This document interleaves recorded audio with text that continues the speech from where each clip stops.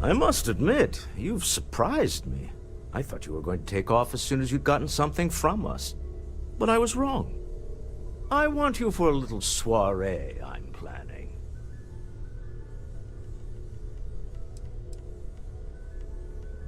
A business meeting, of a sort at least.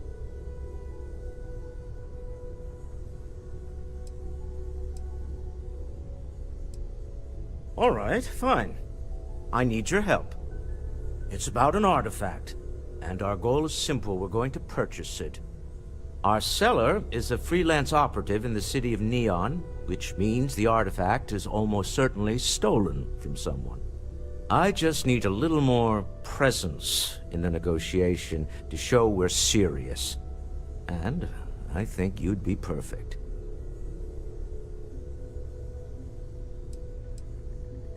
Oh, exceedingly. The free market there is in full effect. Anything goes as long as you have the money. We'll be taking advantage of that. That settles it then. We just need to make a few stops when we get to the city, and then the drinks will be on me. It'll be easy, I promise. I'll ride passenger on your ship until we get to Neon. Just let me know when you're ready to set off. To the Volai star system, then. I admit I'm a little excited.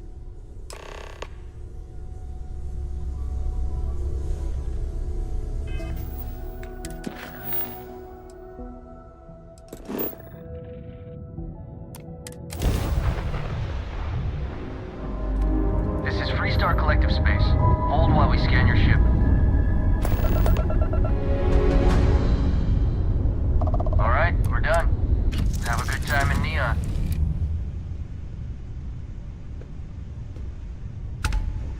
Something you need? Hey. Always. Point the way and we'll be off.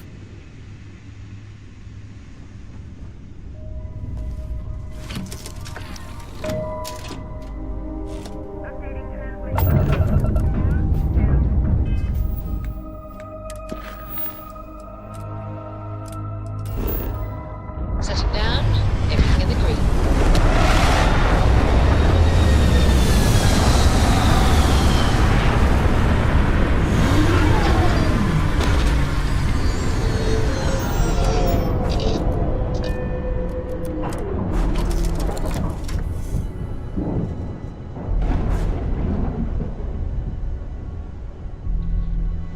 What's on your mind? Hello.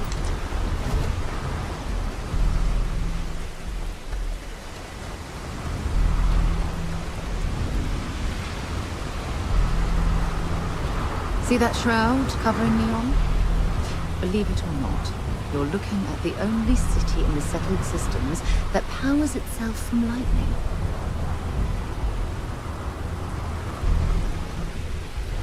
Nah, smell that? Construction, incense, industrial chemicals of every kind. But they still can't get rid of the odor of chasm gas. A native species of fish. I often wonder what would have happened if they'd never found out about the psychotropic effects. I mean, on paper, a rich protein source has far more practical value than a recreational drug. But theory loses out once again to practice. Something to do with Kazambas's natural oils, apparently. If you're curious, the name is Aurora. We need to stop by the Stroud-Ekman offices. There are certain authorization procedures when large funds are being transferred, even for something like this.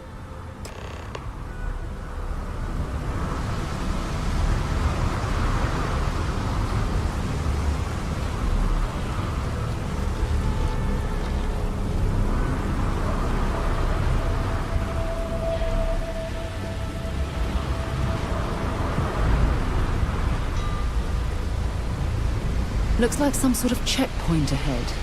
It's probably designed to suck the credits directly from your pocket. See that shroud covering Neon? Believe it or not, You're looking at the only city in the settled systems that powers itself from lightning. Snippers picked up the Aurora King the second you stepped through. All right, get up slowly and turn around. Try to run, and we open fire.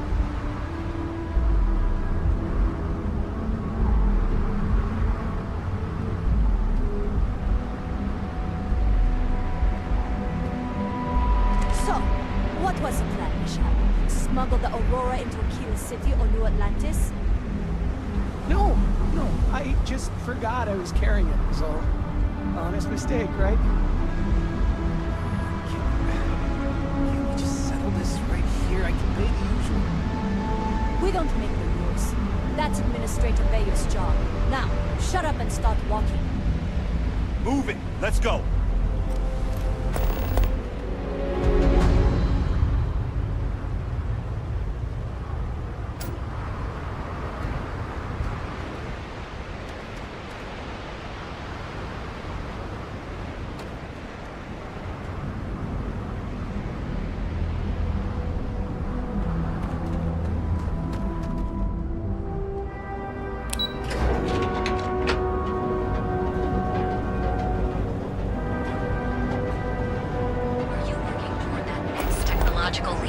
Then let Ryujin Industries help you get there.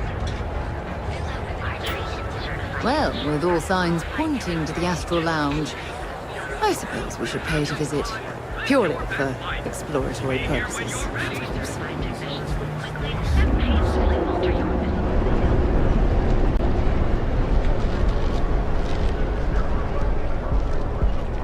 If Benjamin Bayou's ego was as combustible as helium-3, he'd be able to provide enough fuel to power every ship in the settled systems. That's where real money's at. Got a problem? I've heard that Benjamin Bayou has a private penthouse at the top of the tower. The view from up there must be breathtaking.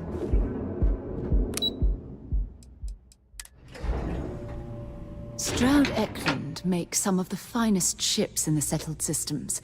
I'd love to get a look at their operations. Mr. Stroud, we didn't know you were coming in. It's all right. I just need to have a short chat with my counterpart. Is she in today? Yes, allow me to bust you in, sir. You know, Mr. Stroud, you are so lucky. Walter, Issa. shall we continue from last time? The luxury cruise line market is completely outside of our core competencies. Investing into it is a mistake. No, I'm here about... Wait a minute, a mistake. Our ship designers are the best in the settled systems. They design personal craft and military ships, Walter. Large-scale accommodations and hospitality is a completely different beast. Oh, I'm so sorry. Here I am arguing with my partner, and you're just standing right here. Issa Eklund, the hyphenated Eklund in our glorious company's branding.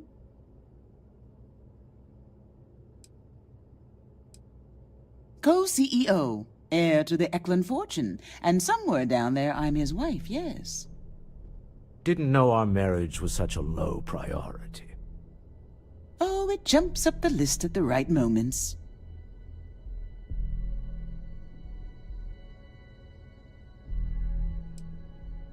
Oh, aren't you lovely? Walter, wherever did you meet your new friend? I'm jealous. A colleague from Constellation. Ah, yes, the daring explorers my partner is so infatuated with. You should hear him reciting that speech. There's no need to go into that. Oh, my heart skips a beat when he does it. Really, it does. Such passion. If he talked to the board that way, I wouldn't need to placate them so much.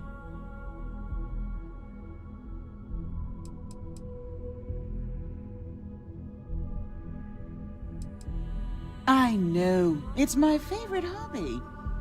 Now, why are you here, my dear? The board meeting isn't for a while, and our vacations aren't coming up either. It's the discretionary fund, Issa. I need all of it. Oh, this wouldn't have anything to do with that meeting you've set up at the Astro Lounge, would it? I never said that. Did you have an agent hack into my files again? Only after you had one hack into mine. Tell me, can mutual distrust lead to a point where it's actually the same as mutual trust?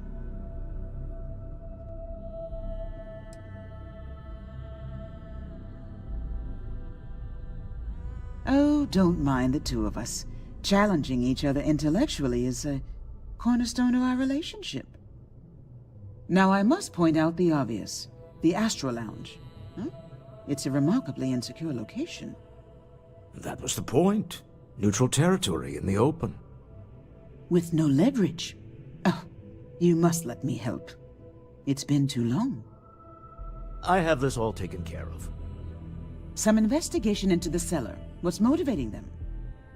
Then, some preliminary casing of the Astral Lounge for security flaws. Give you the advantage if things go wrong. Bribe a few bouncers, alter the codes on the doors. Yes, exactly.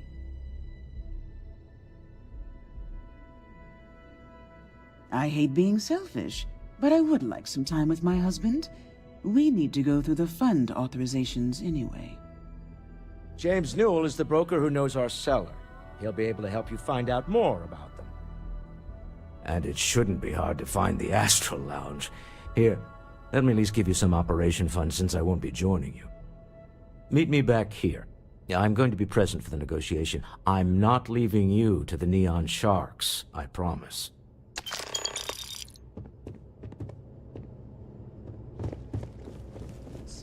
Normally, once we're alone, your shoulders relax.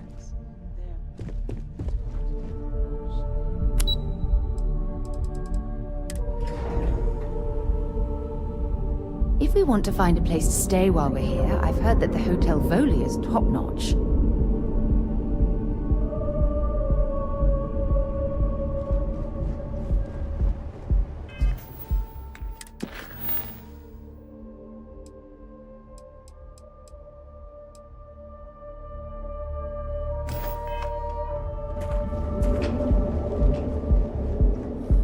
Keep it moving.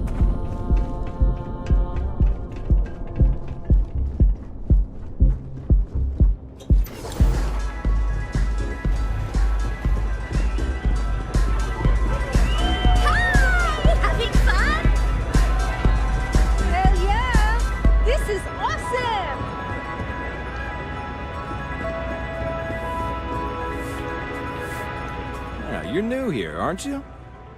Name's Boone Morgan, your new best friend on Neon. If you're here for a drink or listen to the music, I've got you covered. But if you're here for something a little more exciting, we have plenty of Aurora for sale.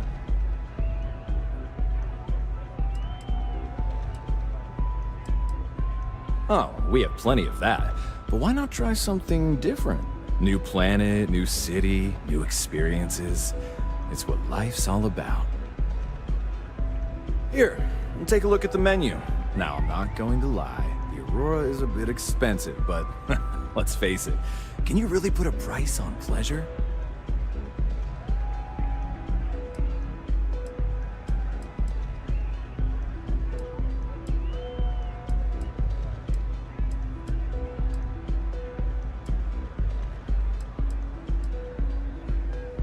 Excellent choice. The Sky Suite offers luxury and sophistication you won't find anywhere else in the settled systems. And since you'll be living in the same tower as the Astral Lounge, all of its pleasures and pageantry are only an elevator away.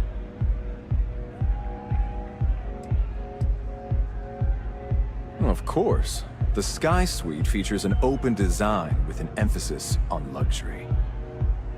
Whether you prefer the morning sky or a neon sunrise, the high ceilings and wall-sized windows will give you a full view of the city's splendor.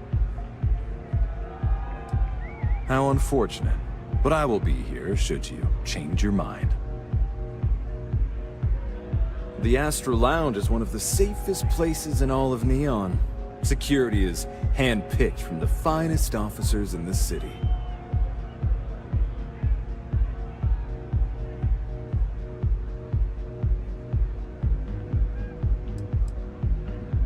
private meetings are usually held in the floor above. Just use the elevators. Then I would say you'd be interested in the Astral Lounge VIP package. For a reasonable fee, our security can be your security.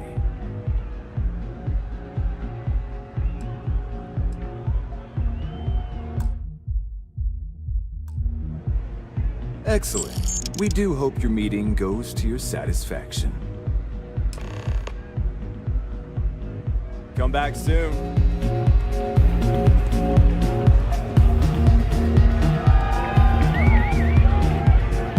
You good?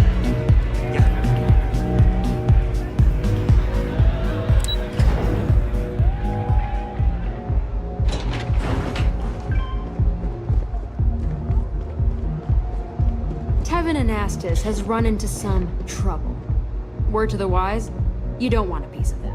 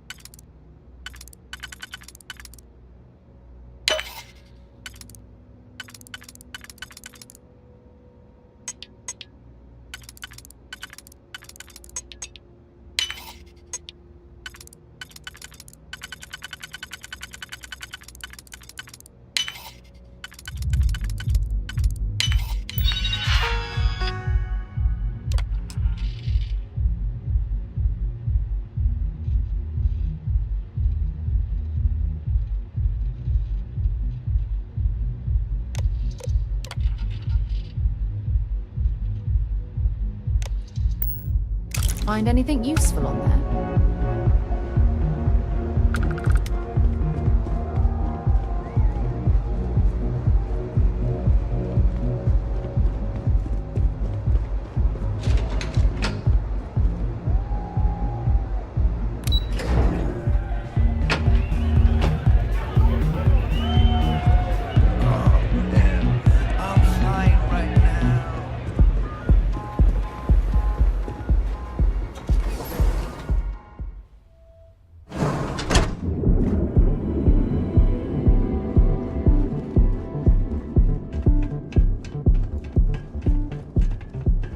Hey, no funny stuff with that boost pack.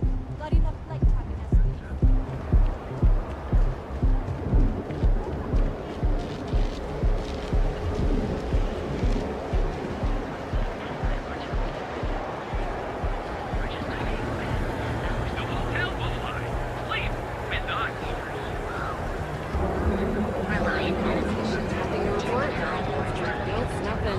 Pretty slow day so far.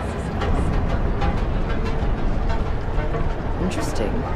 This district certainly provides evidence that religion's influence has spread from their tower and Fully stocked and ready to sell. Welcome to Newell's.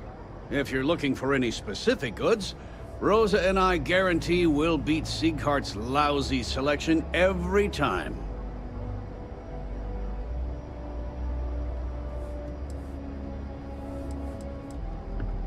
Rosa Newell is my wife.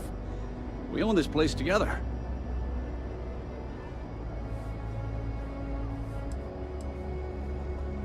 I understand that. But when you're dealing with a snake like Siegert, normal commerce practices go right out the window. That man has absolutely no respect for the business community on Neon. He skips merchant meetings and refuses to participate in any of our group buys. Worst of all, he pays off Neon's security to keep his place safe.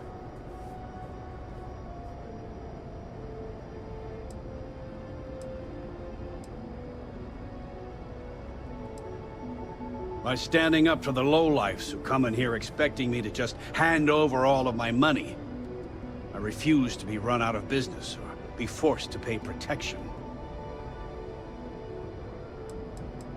A lot of the merchants in Neon belong to a small merchants alliance. It's nothing formal. It's just a bunch of us getting together to air our grievances and watch each other's backs.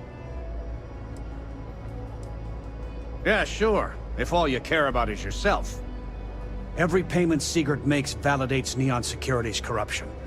He's setting a bad precedent that many merchants are forced to follow. Anyway, sorry. I know I can get a little intense about these things. If you'll forgive the outburst and have a look around, I'm sure you'll find something you might want to buy. Sure, have a look.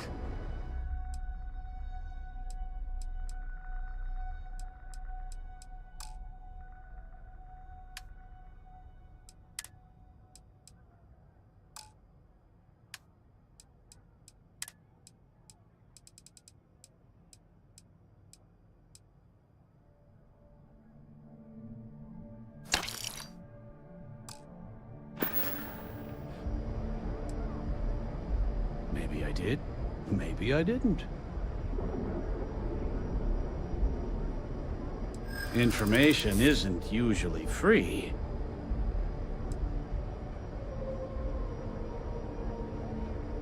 New intel, new transaction. Take it or leave it.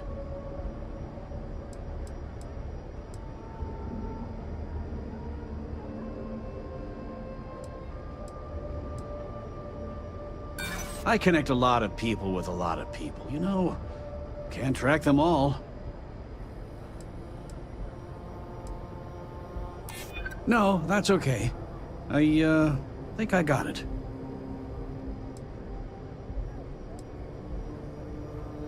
I'm not an unreasonable person, you know. Okay. I don't know much.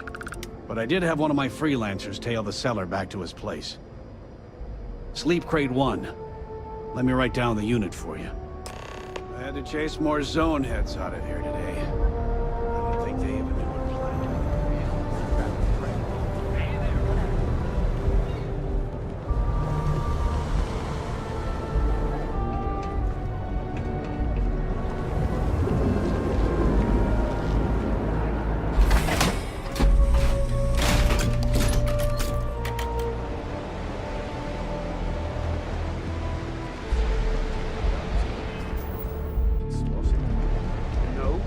think so.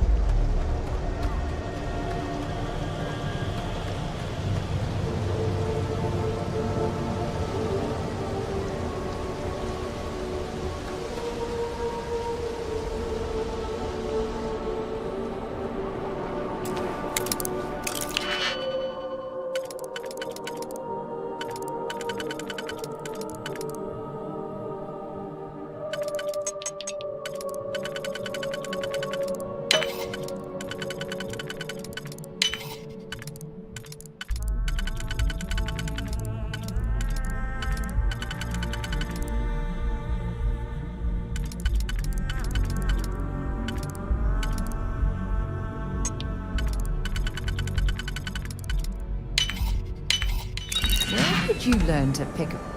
You know what, on second thought, I don't want to know.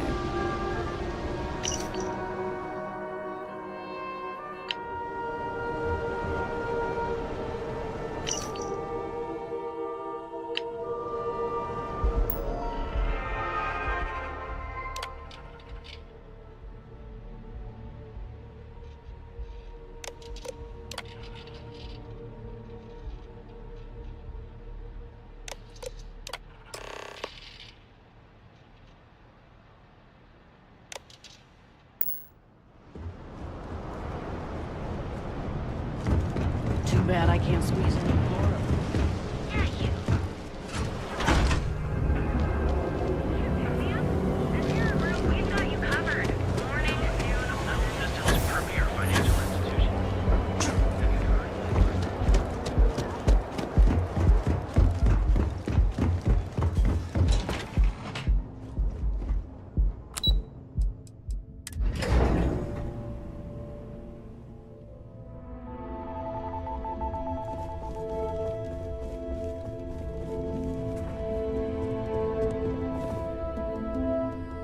Any luck out there?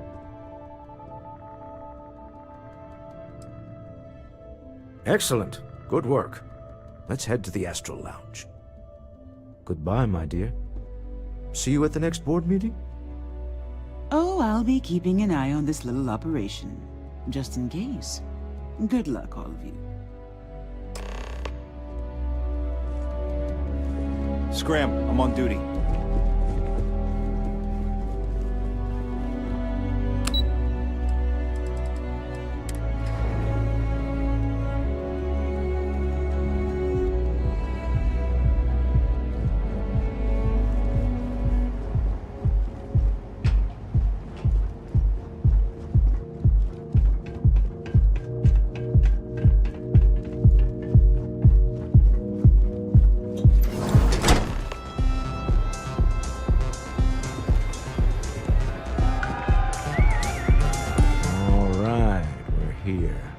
Now, I don't know what the cellar looks like, but they'll have a security briefcase with them. Larger than normal. Big enough to hold the artifact. We should split up. The code phrase to identify yourself as the buyer is Ramsey and Travers. Are they?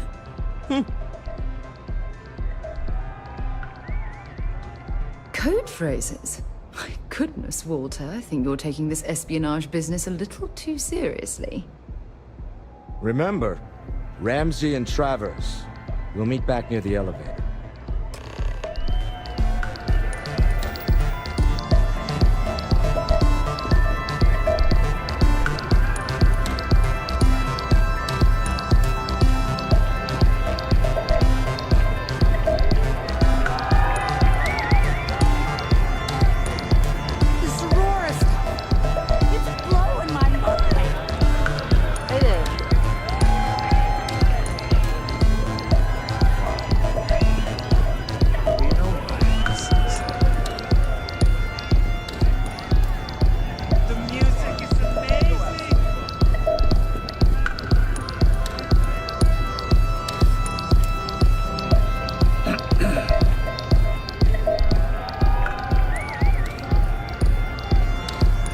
What is it? Can't you see I'm busy drinking? Oh, really? I heard you all have a meeting in a few minutes, don't you? In one of those fancy VIP lounges? Speaking of which, I gotta get going myself. Excuse me.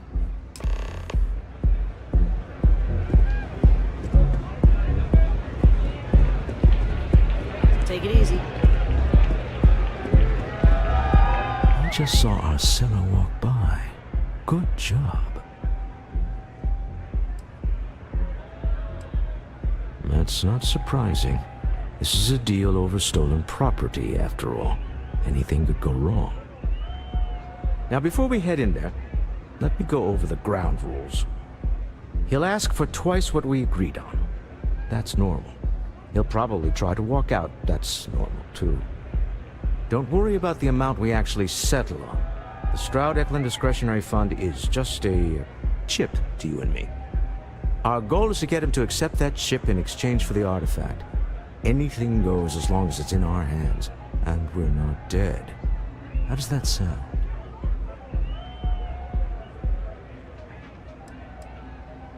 That's why you're here. Hopefully our combined countenance will be enough, but grabbing the artifact and running is an option. Just do me a favor and treat it as a last resort. I have a reputation.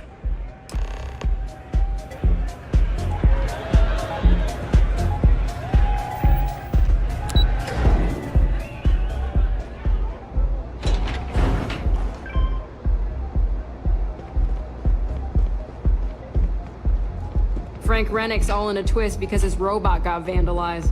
We had a good laugh about it back at the station.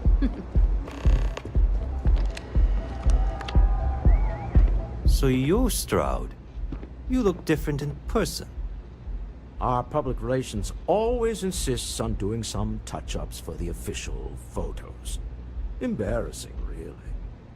Your security here going to stand or sit for this little meeting, making me nervous.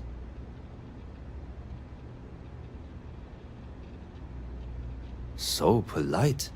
Almost makes me forget what planet I'm on.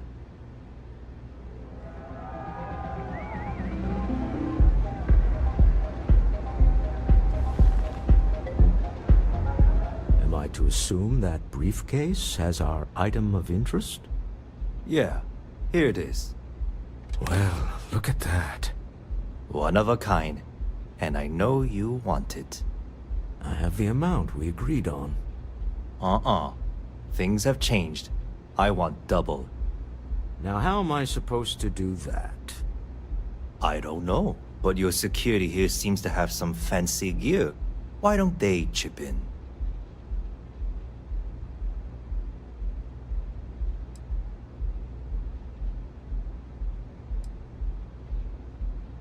Oh, really?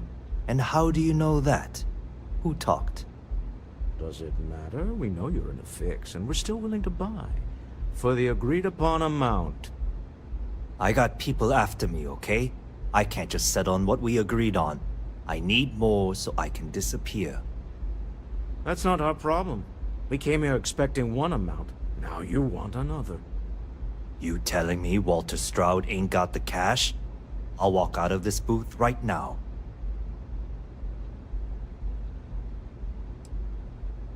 I'm not hearing here's the money. I'm on a tight timetable. And we would have wrapped up already if you hadn't gotten greedy. Our original offer stands. Now what's it going to be?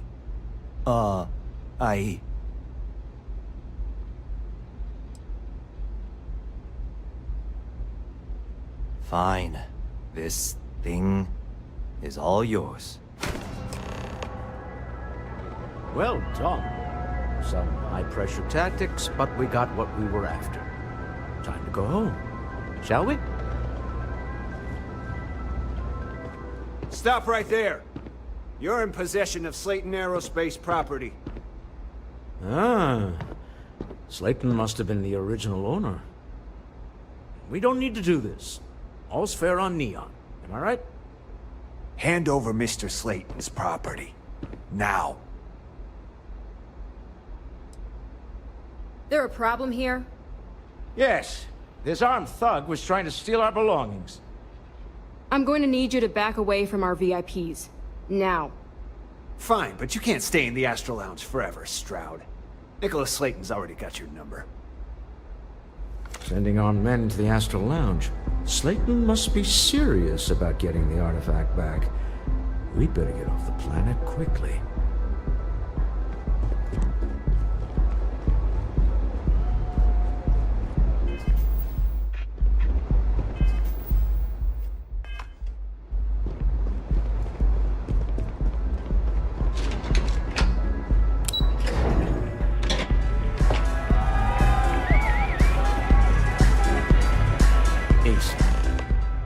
Something's gone wrong, hasn't it? Slayton has put a bounty on your heads. He's greased a few palms. Your ship's been impounded at the spaceport. There goes our way out.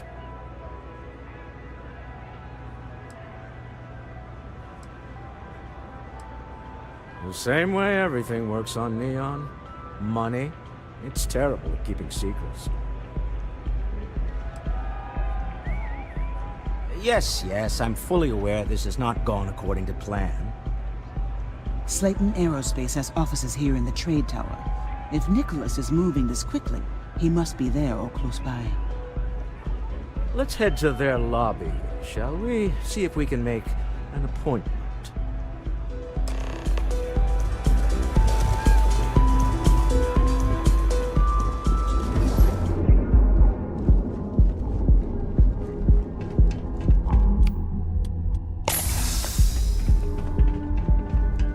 If you're wondering what that smell is, it's...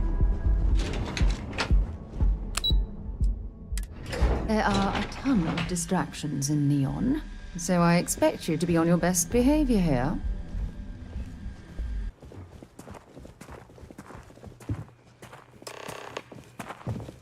Welcome to Slayton Aerospace. Can I help you? I'm afraid Mr. Slayton is a very busy man. He did? Oh, yes, I do remember overhearing something about that. Oh, I think we can make an exception in your case. Mr. Slayton will see you. Just use the elevator.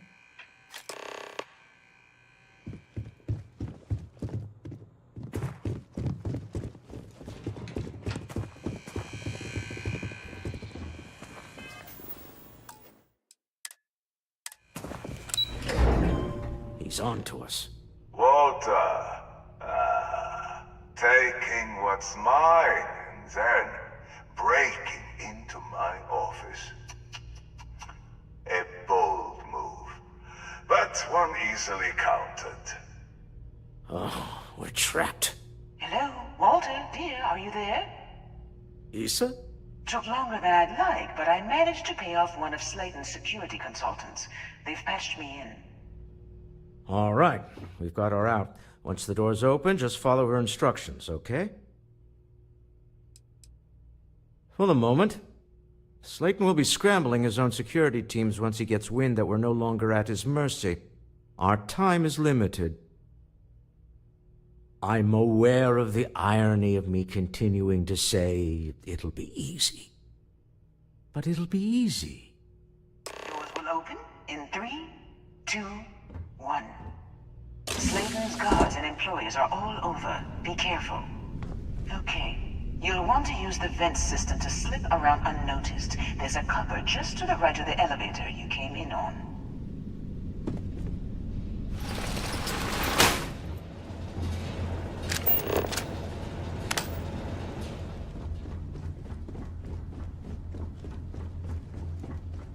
That's the elevator you came in on.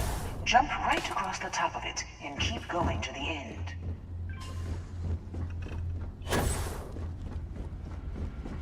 Drop down and follow the conduit all the way to the end, past the fork.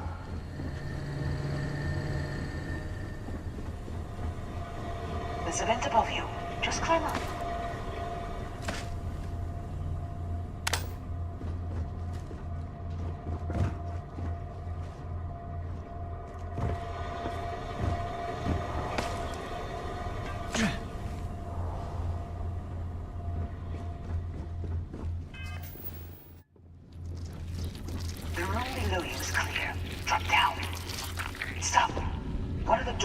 Right into the open. I'm unlocking a safe route. Opening the door on your right. Go now. Head left, but don't go through the door at the end yet. There's a robot stalking the hall. Wait. It's walking down the hall. Go now, straight across to the door. Keep going, all the way to the end.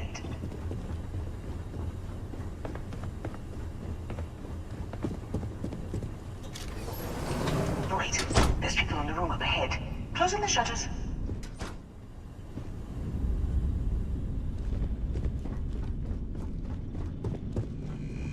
Another robot up ahead. Wait for it to pass, then head straight across to the maintenance door next to the security gate. Go now. Let me just get that for you. You know the routine. Up the vent. It's a short one, I promise.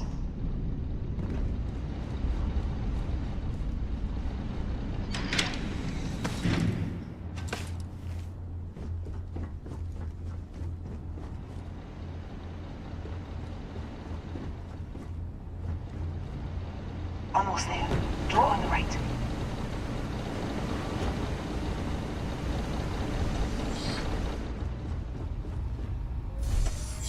There's the door. It should take you outside. Outside? You expect us to climb up the trade tower? There's a series of catwalks that lead directly up one floor to the executive level. Well, I guess after...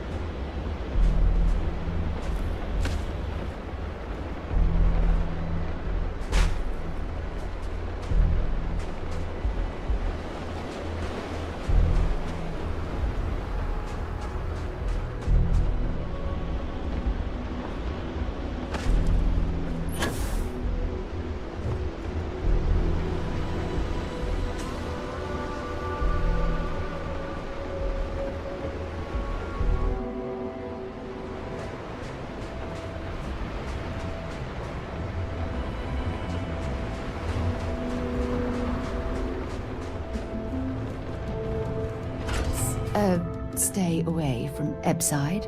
The locals there don't exactly appreciate the tourists.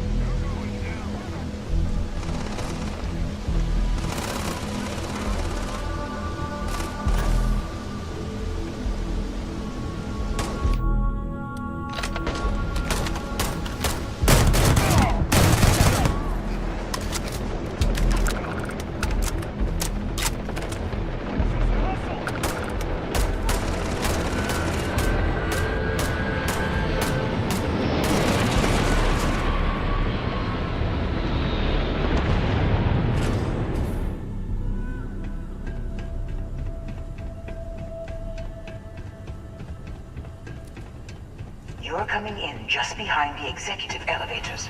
I'll call the one on the far end, and you can walk right over the top.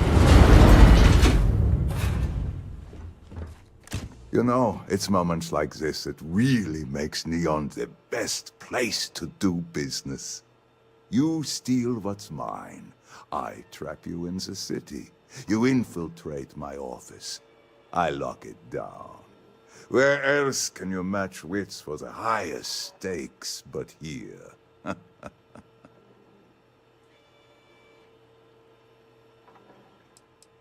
Aren't you?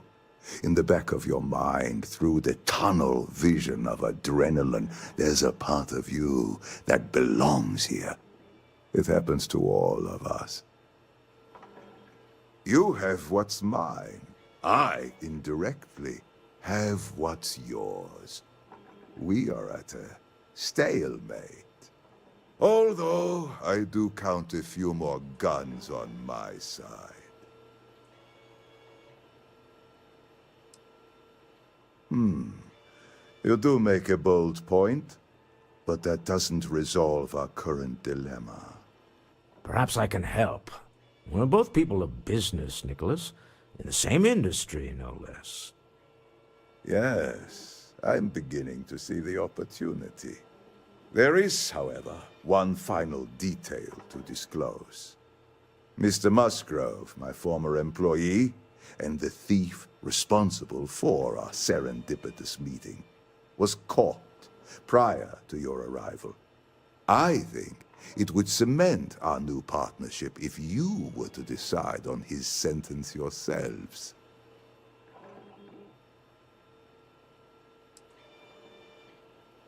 If that is your decision, you need only tell him yourself, and then we will handle the rest. It's a smart decision, one that I fully support. My security brought Musgrove to my office. I'm sure seeing you again will be a fine conclusion to your previous business. I have an opportunity to spare a man's life. There's I something know he I probably need to talk wouldn't to do you the about. same for us, but that shouldn't matter.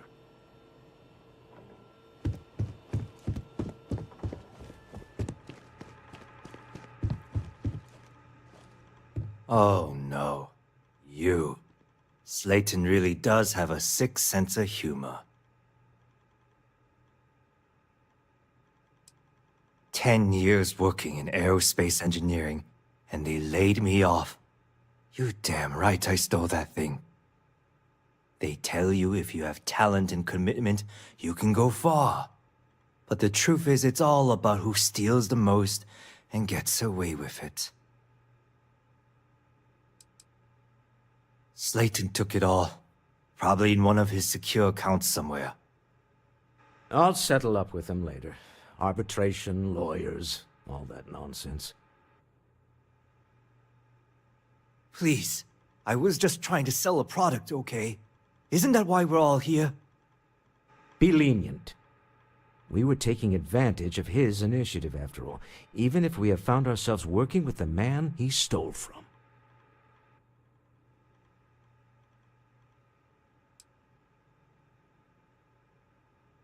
Justice for some, huh? Fine. Rather be caged than dead. A cage is too good for you, Musgrove. They should stick you on an asteroid somewhere and let you think about what you've done. I will make the arrangements for Neon Security to take him into custody. You're free to leave. Indigo, let's talk more back at the ship. We should have a talk. When you have the time, of course.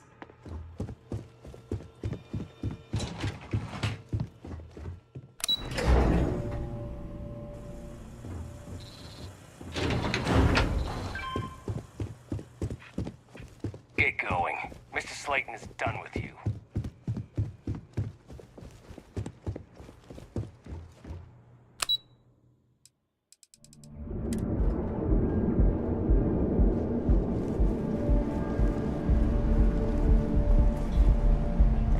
Catherine Luzion keeps demanding we look into her husband's murder. Murder, yeah, right. Hysterical.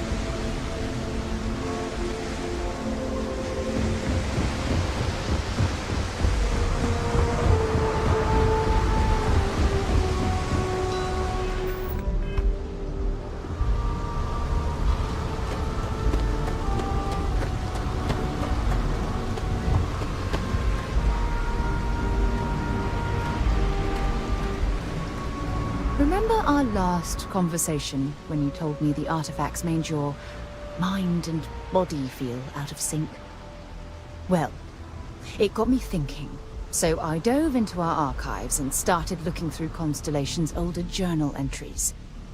Just because I wasn't familiar with the experience you described, doesn't mean the same might have been true for my predecessor.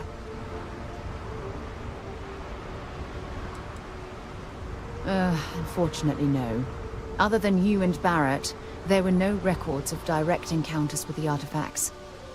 I have to admit, though, I did get more than a bit sidetracked reminiscing about old times. Really? I'm surprised that I haven't. After reading those journals, all of the pleasant memories of my time spent with Aja just started flooding back. Aja Mamasa. She was the youngest member of Constellation when it was founded. Only took her 15 years to reach chair. Sorry, I sometimes get so caught up in my own bubble, I forget that I wasn't the first. Well, there's no reason to be jealous. They were just, I don't know, different times. Aja was the one that taught me the ropes at Constellation and took me under her wing as her protege. Hey, so I pinched a few ideas from my old boss. Can you blame me? At any rate, we logged quite a few discoveries together, but it was the actual journey that I cherished the most.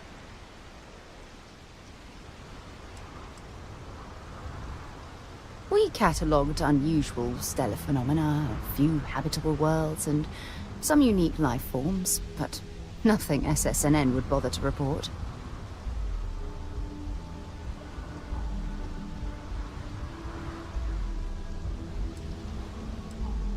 Exactly. For me, it was all about the quieter moments. There was nothing quite like sitting back and watching space bend while listening to Aja spin vivid stories to fill the time. Oh, I find that sort of cozy isolation the best way to really get to know someone. Yeah, you know, being alone in interstellar space, nothing but light years of black around you. Some people find that terrifying. I find it comfortable. It helps me bond with my shipmates.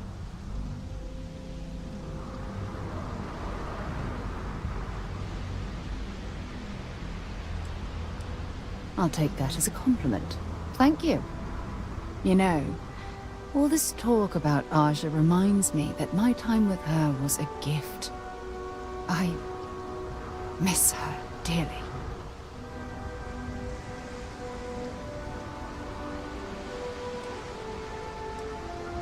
No, she retired.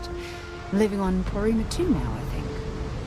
Come to think of it, if we're ever out that far, perhaps we could pay her a visit, and I could make proper introductions.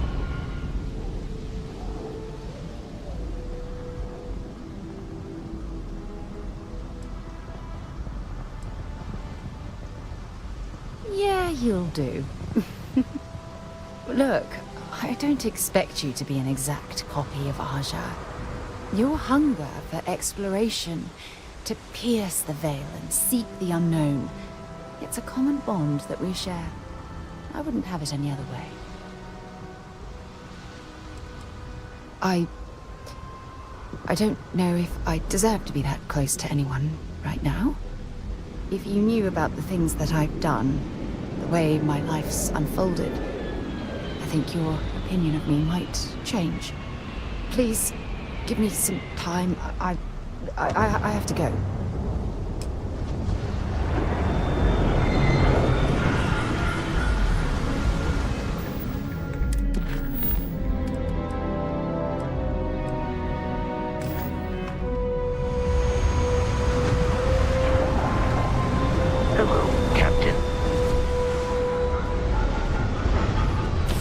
Just isn't the same as the real thing.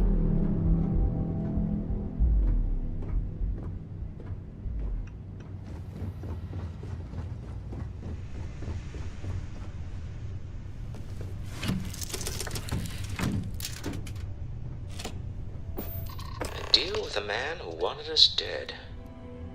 I guess we can call that a win. What do you think? Thank you. I guess.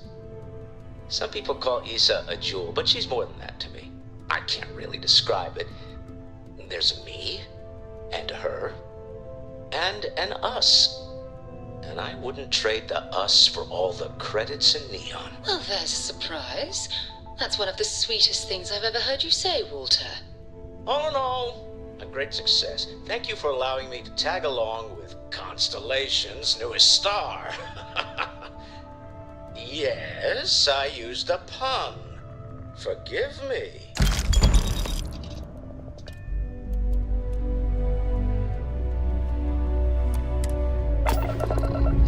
Exploring the galaxy is hard work. It's not positive. Let's talk. Just us adventurers, okay?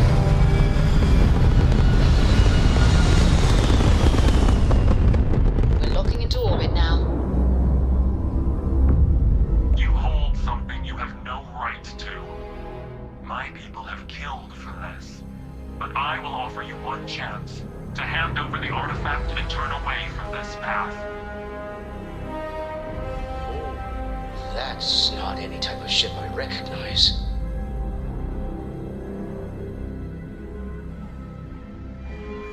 The fact that you do not know says much. We are the Starborn, and you are unworthy to possess the artifacts. Ridiculous. You have no right to dictate what we can or cannot do with the artifacts.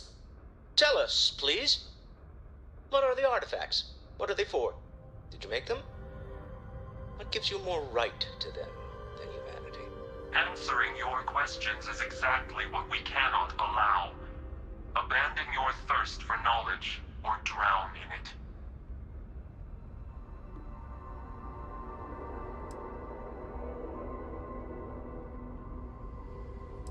We are growing impatient. Cease your attempts to stall for time. But you speak our language. We know everything about you. That is why your kind cannot have the artifact. A sentiment that is shared by my kind about you. We're not the ones making threats. Your moral grandstanding is hollow, as is your position. Make up your mind, or we will act. I'm not liking what I'm seeing on the scans. Energy output from that ship is far above the normal range. If we spin up the grav drive now, we have a chance.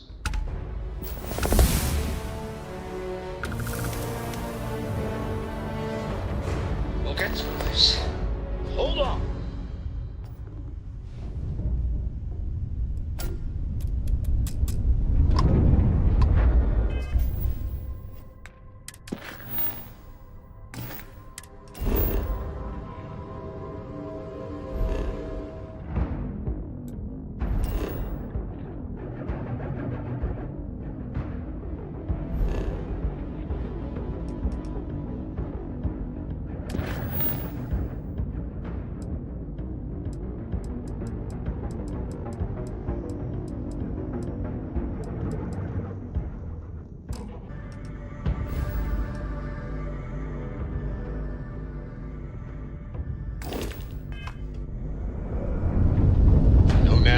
Best time, but I need to talk with you later.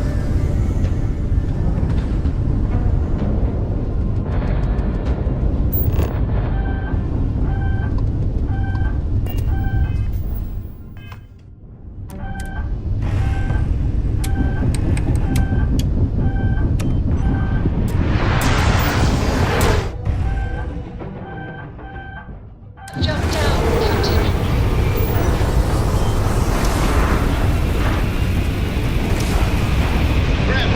Fully repaired. What a relief. The Starboard will be hunting you now. Give up your quest for him. Our tiny tin Be advised, you are entering United Colony space. Please maintain course and prepare to be scanned. We need to regroup at the lodge immediately. Scan complete. Tell Noel to analyze the data off the ship's sensors. Everyone's going to want to weigh in on this. Absolutely. We have much to discuss.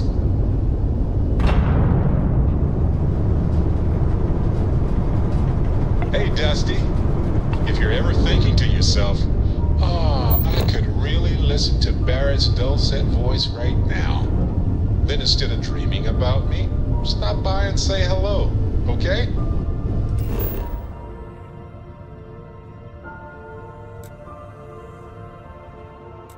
Hey, can we skip the local chunks this time? Never agrees with my stomach.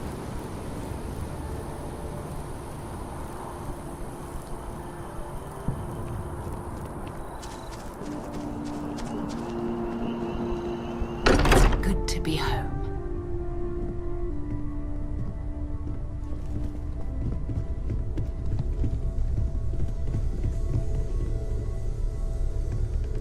How is Neon? Are you okay?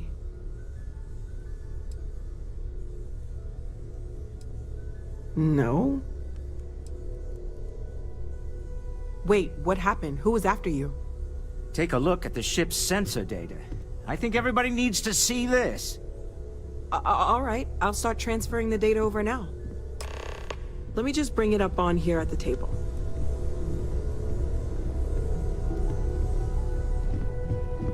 Is that a prototype? No, that material isn't anything we... What the... Everyone, come take a look at this.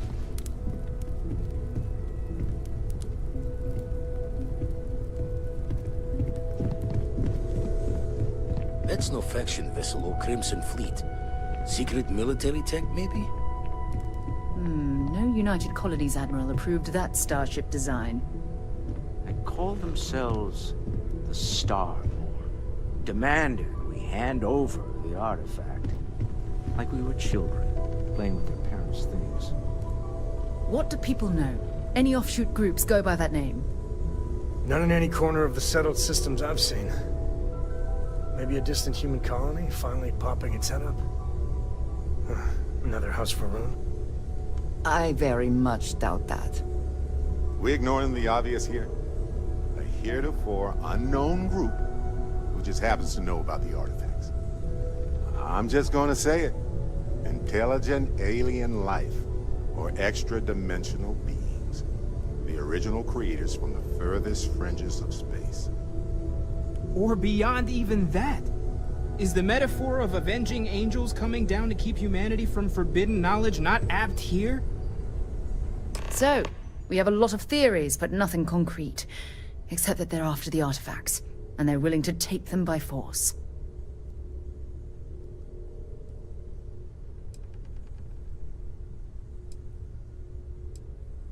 No settled systems lab made these things, and I doubt one of them made that ship either.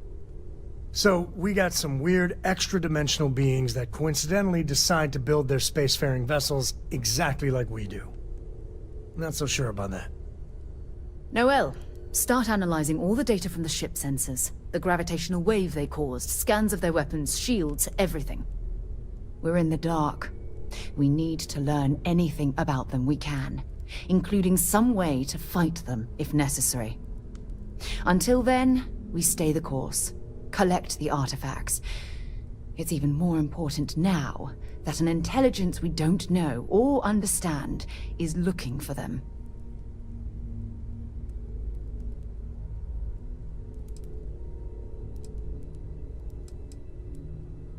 All we can do is be more cautious, but we are not stopping. This could end up being a race we don't want to lose. Vladimir, has the Eye picked up anything new? Some glints of shine in the dark.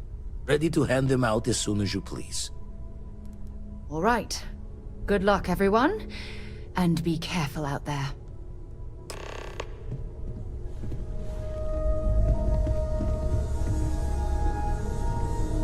I think you need to get rid of some of that gear.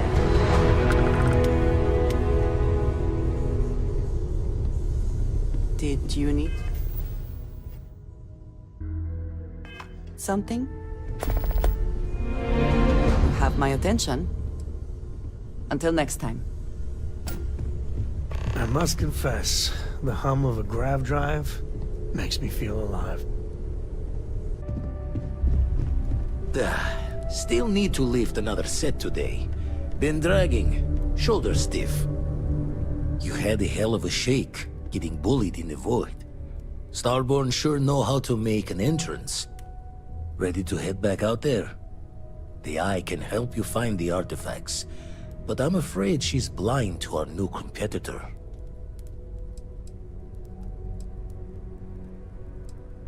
Double-check the safety and locks wherever you go, okay? Exploration's dangerous, even without some nefarious group trying to kill you.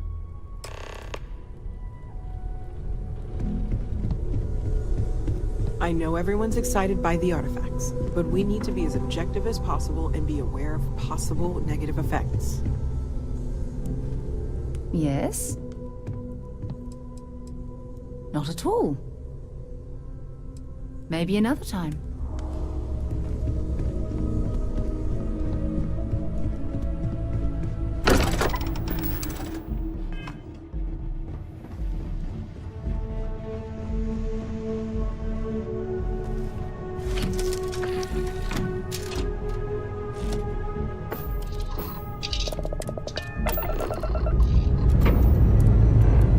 Dust off.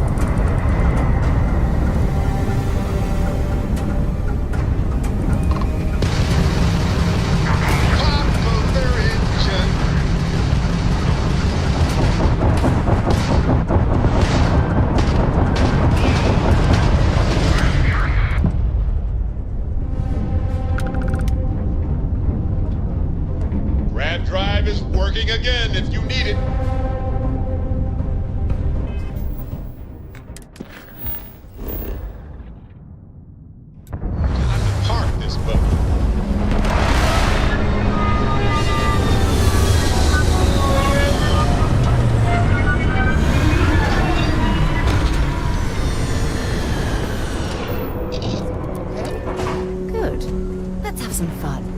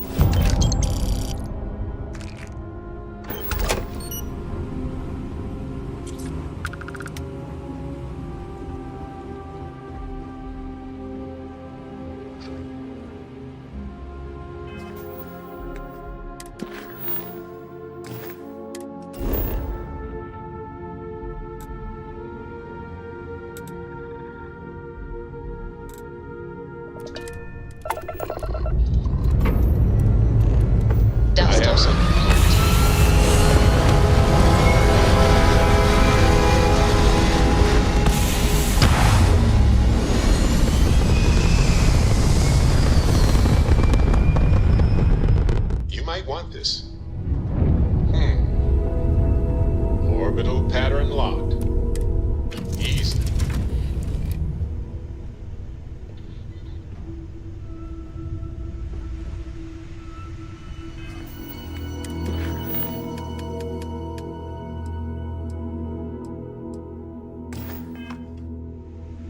I have to talk about the Starborn. Do you have a second? You do, right? It was awesome.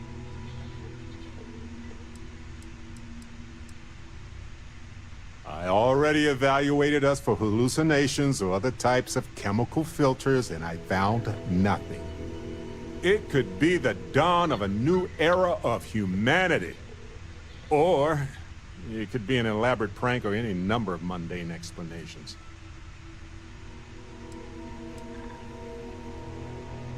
That's a smart hypothesis. Makes sense, but we have no observations to really back that up. Yet. Although now that you mention it, I do remember a drunk conversation with a Marine. He swore up and down he was part of an elite crew on some top-secret ship out there. But this is all anecdotal. We just need more data. There has to be a way to draw them out and figure out where they're coming from.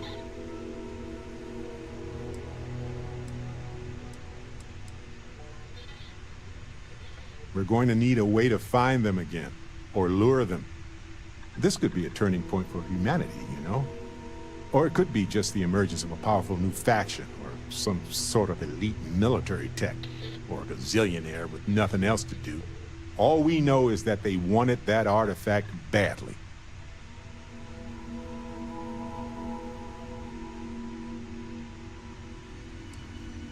Yeah, that's how they appear right now. Maybe we can use that to our advantage, though. And who knows? Maybe we'll never see them again.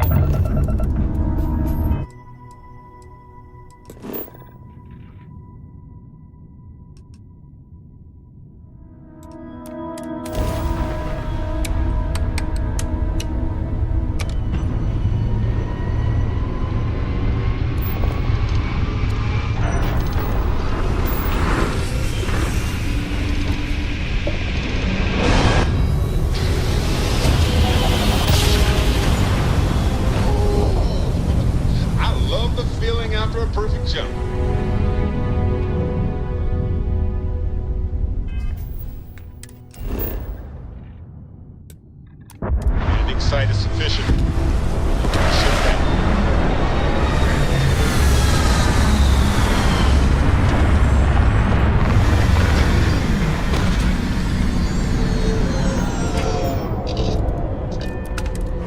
When you have a moment, I'd like to speak to you.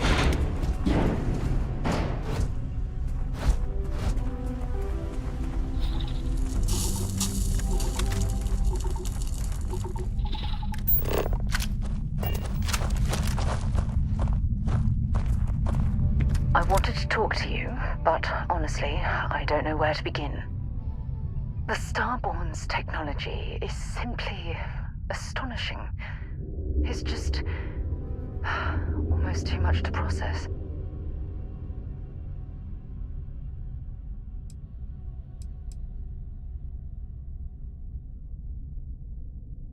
Of course not. No one has. If an encounter with this level of importance had occurred in the past, I assure you that Constellation would be well acquainted with it. Yes, I suppose I am.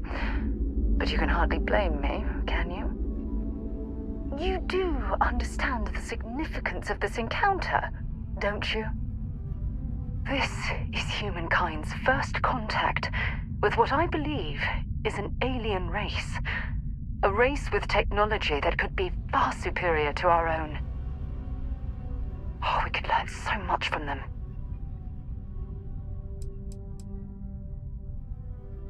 The way they behaved, I'd say that's not very likely.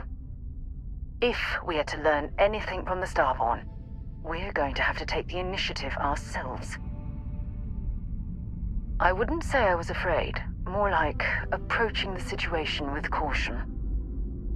It can't be a coincidence that these Starborn suddenly appeared after your experience at that temple. We know they're here to lay claim to the artifacts, but what's their true motivation? What aren't they telling us?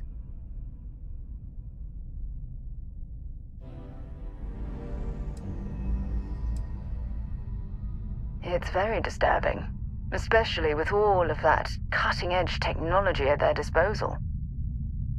Damn. Oh, if only we knew more about the Starborn. What their species is like, where they're from, how they're able to speak our language. I feel like a cadet on my very first day aboard a spaceship. My mind is absolutely swimming with questions.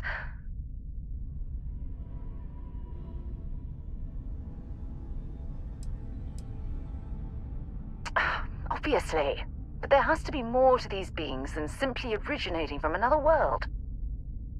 Their name alone, Starborn. There's some type of hidden meaning there. Something that feels very old, perhaps even ancient. Whatever the case may be, I can assure you that Constellation intends to get to the bottom of this mystery.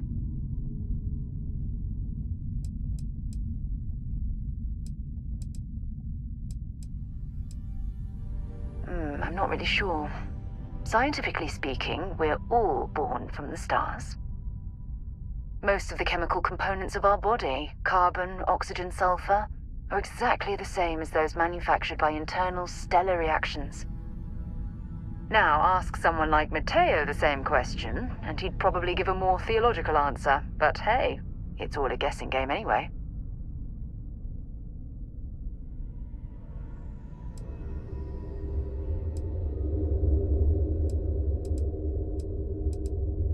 Exactly. We must use all of the tools at our disposal to learn more about the Starborn and their connection to the artifacts.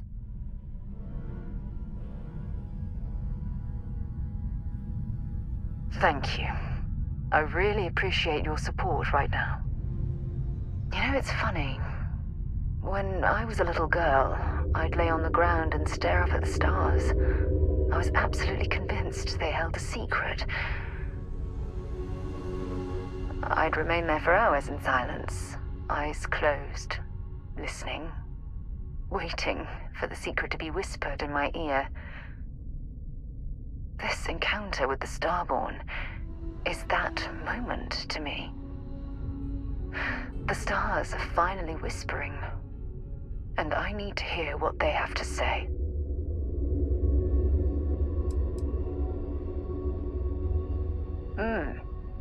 Although I'm flattered that you think of me that way, there's a time and a place for that sort of talk. This is definitely not one of them. Well then, I've certainly wasted enough of your valuable time. Just do be careful if you cross paths with these Starborn in the future. I wouldn't want to lose one of the most valuable members of Constellation.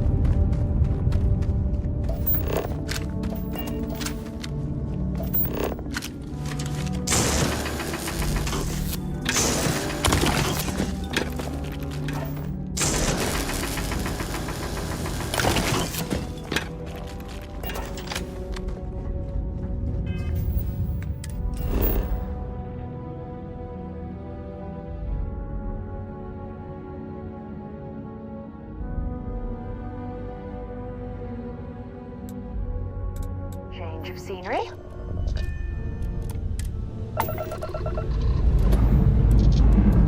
And we're off.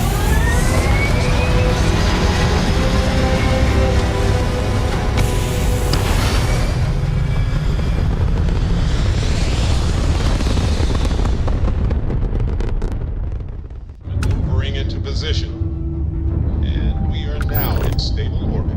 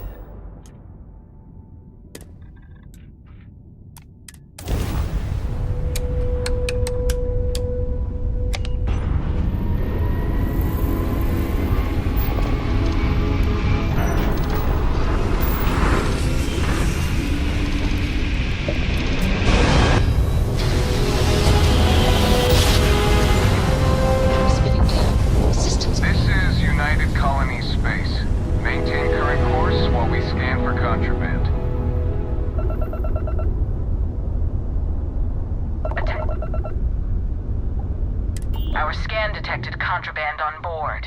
Halt and prepare to be boarded. All illegal and stolen goods will be confiscated. I've got special orders. You're coming with me. Stand down and prepare for immediate transport to our vessel.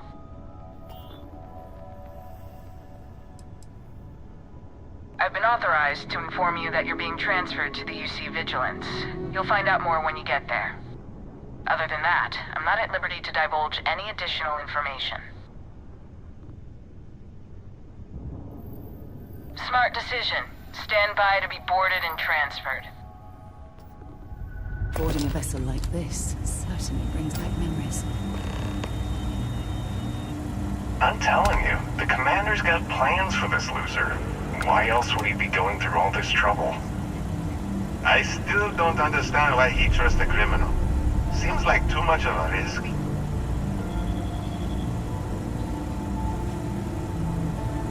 Stop worrying and keep an eye on our guest. I'll be right back.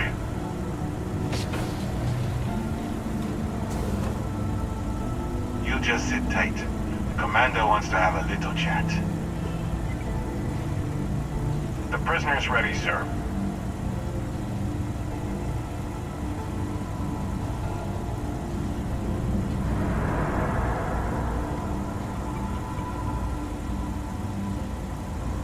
I hope you're comfortable. We have a lot to discuss.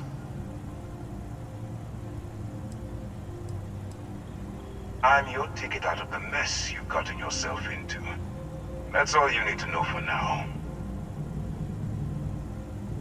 Not this time. So, let me see what we're working with here. Pretty unremarkable past. Not much to speak of there. I also see that you've mined on Vectera, and now you're with Constellation.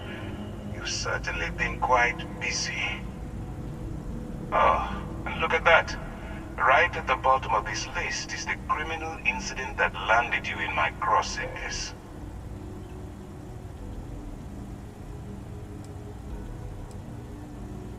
Good. You'll find that I'm a stickler for details, and I'd hate to discover that your file is incomplete. Now that we have that out of the way, let me introduce myself. My name is Commander Kibwe Ikande, and I'm in charge of this operation for UC SysDef. Are you familiar with what we do?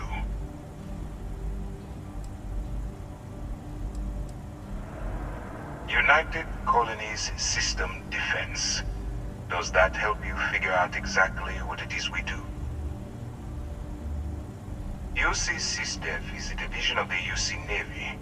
Well, they handle the big picture stuff. We deal with a very particular problem. The Crimson Fleet. That convict is where you enter the picture. No, you don't. Not yet, anyway. We've been prodding at the Crimson Fleet for years, trying to take them down one ship at a time. But we barely scratched the surface. If we can get someone on the inside, we have a shot at finding a loose thread we can pull to bring it all down. If the military rolls in and attacks the Crimson Fleet, we'd have a full-scale war on our hands. That means losses, heavy losses, that the United Colonies can't afford. Not for me, for yourself. Look, I'm going to make this simple. Agree to work for UC SysDev, and together we take down the Crimson Fleet. Refuse, and I tell these guys to throw you into the nearest lockup. Might even tack on an extra few hundred credits to your fine. I'm not coercing you into doing anything. I'm simply giving you a chance to redeem yourself. So, what do you say? You going to work with me, or should I find someone else? You aren't leaving until I have an answer. If I didn't think you had a chance, I would have left you in lockup. You're just going to have to follow your instincts and trust me. Smart choice. I'm going to have one of my men escort you to the operations center. I strongly suggest that you don't give him any trouble. And don't bother trying to leave the ship. I think you'll find all access to the docking area is fully restricted.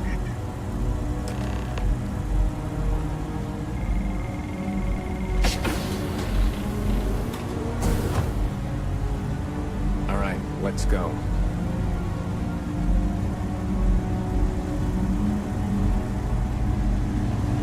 So, you took the op instead of serving the time.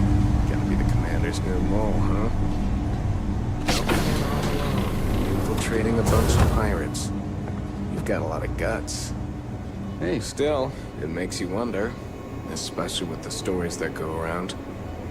Like the one about how the fleet deals with informants by lashing them to the hull of a ship, and then slowly letting the air out of their suit. Could you imagine a worse way to go? I know I couldn't. But I wouldn't worry about it. Since the commander handpicked you, I'm guessing you can hold your breath for a really long time, right? Yes, what?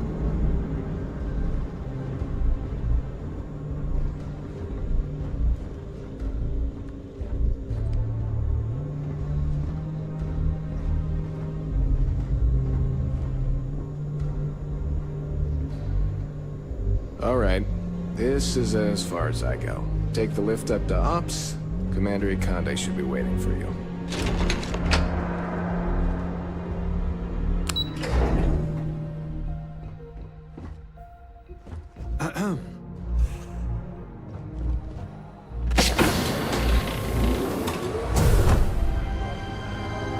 Howdy. Excuse me. Ah, there you are. Excellent. Now that we've established your level of cooperation with us, I want to introduce you to your new home. This is the Operations Center of the UC Vigilance. SysDev's nerve center, dedicated to the destruction of the Crimson Fleet.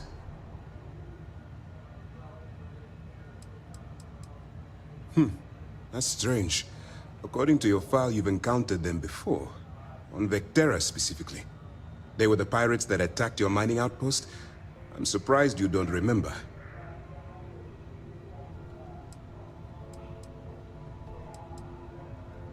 Whether this ship is impressive or not, you're the key element that we've been lacking. We need eyes and ears inside the Crimson Fleet. Someone who can feed us information, evidence, and expose their weaknesses. The catch is that you can't just knock on their front door and ask for an application. Getting inside is going to take some finesse.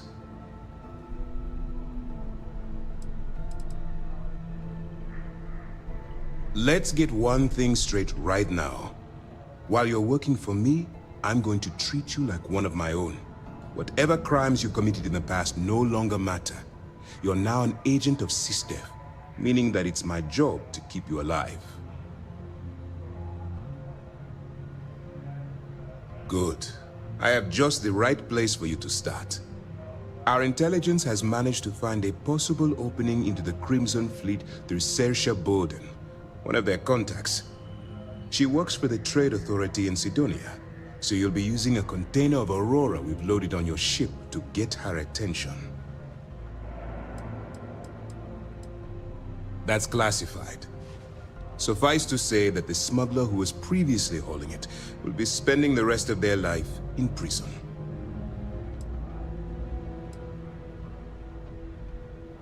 That's right. So it'll be your job to convince this person that you're the real deal. Once you bluff your way into the Crimson Fleet, then the operation proceeds to evidence gathering. That's where my second-in-command, Lieutenant Gillian Toft, comes into the picture. She'll explain everything you need to know.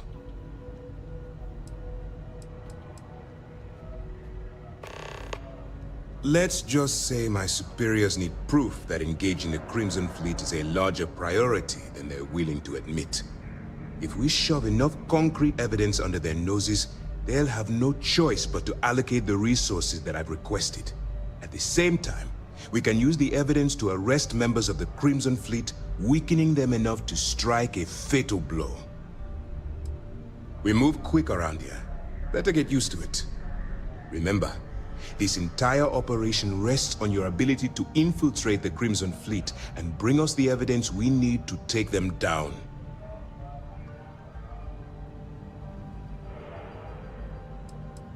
At this point, whether you like it or not, you're working for me. Look, before you begin, I want to make something perfectly clear.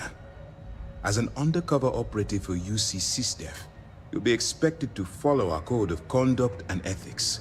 Allow yourself to stray too far off the path, and you stand a good chance of spiraling out of control.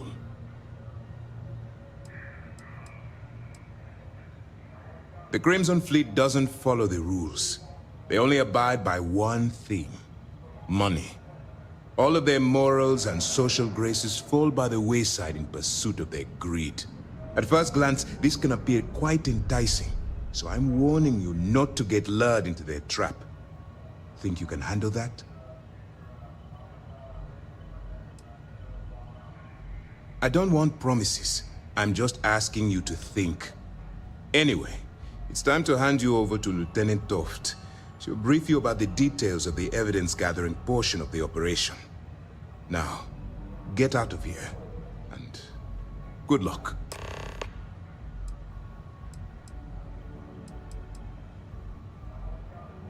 That's easy to answer. You don't. We'll be monitoring your activities from the Vigilance and attempting to keep it within your vicinity. When you feel you've gathered enough evidence, and at the completion of your assignments, head back here for a debrief. Beyond that, you're completely on your own. For your own safety, nobody but myself and the crew of the Vigilance will be aware that you're working for the United Colonies. Basically, if you land in jail, you're going to have to deal with the fines. All we know is that she's been with the Trade Authority for years, which means she's been privy to some seriously shady deals. She's shrewd and she's diligent. The only reason we were able to connect her with the Crimson Fleet at all was thanks to an informant. I'm afraid she's the best lead we've got. While you're running with the Crimson Fleet, you're undoubtedly going to be faced with some morally gray decisions. It's going to be difficult for you to weigh the consequences of pulling the trigger while maintaining your cover. Do what you have to do, but remember why you're out there in the first place.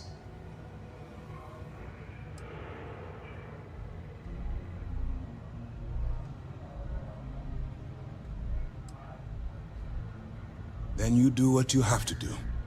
The Crimson Fleet has the potential to kill hundreds, even thousands of people per year. If it takes a few deaths to maintain your cover, then so be it. But only as an absolutely final resort. This is not a licensed killing spree.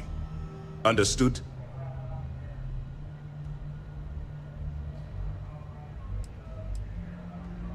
That's why I expect you to constantly seek alternative means to overcome your obstacles, rather than blowing holes in them. Look, I can see that you're struggling with this. So let me simplify this for you. If there's a route to your goal which doesn't involve killing innocent people, I'm urging you to follow that path. Use your instincts. I'm certain you'll do the right thing.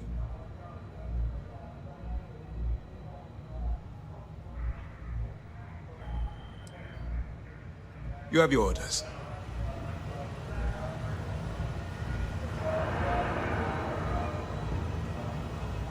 There's something I need to talk to you about.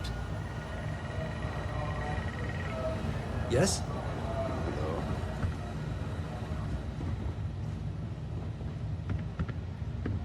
Thanks for taking time to chat. I really need a friendly ear right about now. I received a message from Constellation, and it's given me a lot to think about.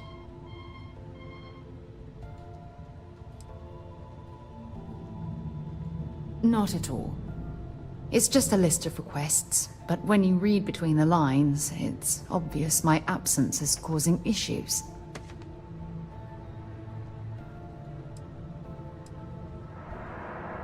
You're not keeping me out here. I am. Just... Here, let me explain. Before I joined Constellation, I served for 8 years as the head of the Navigator Corps, until the UC decided to axe the department.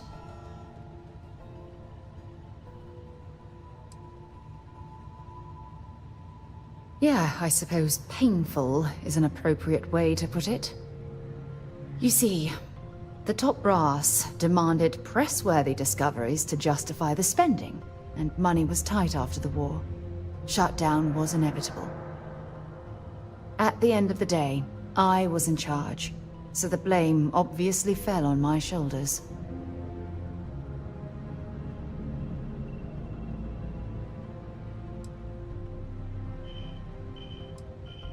Seriously?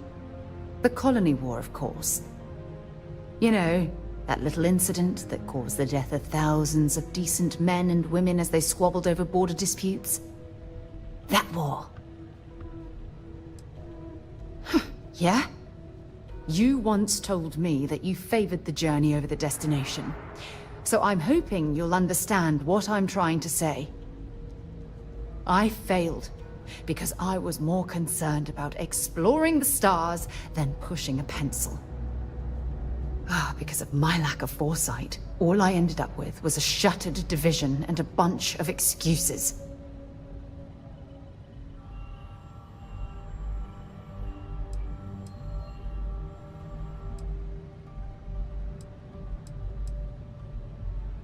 That's just it, though. Did I push too hard? Did they shut us down because I wasn't quietly sitting at my desk approving meaningless memos? We'll never know.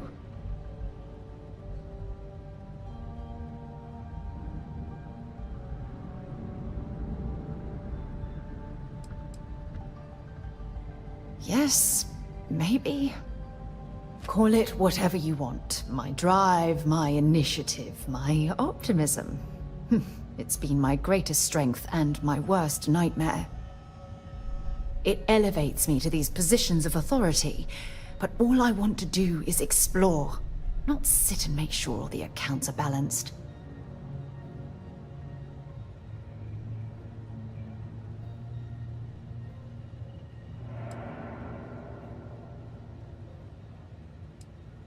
Yes, exactly. If it's obvious to you, imagine how obvious it is to someone like Barrett or Mateo. Oh, they must be itching to replace me by now. God damn it.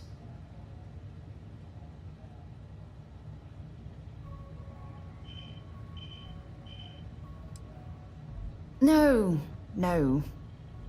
I'm the one that should be apologizing. You have to understand. Once Aja retired, I lost the only person that gave a damn.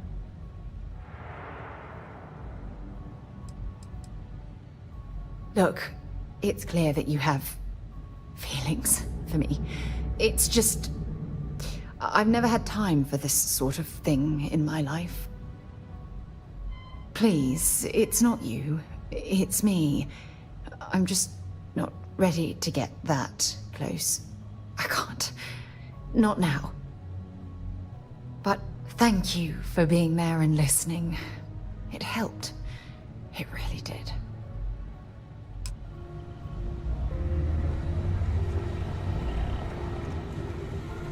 All right, we don't have a lot of time, so I need you to listen up.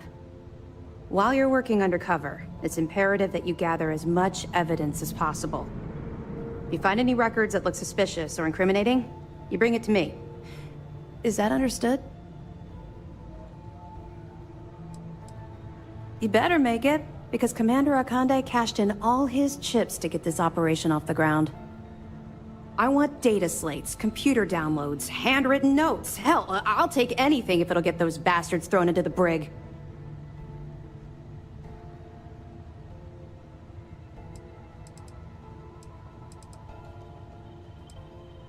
You're damn right I do. That minor skirmish you had with them on Vectera was nothing compared to the death and destruction those pirates leave behind. If you've seen what I've seen, you'd understand why I'm pushing you so hard.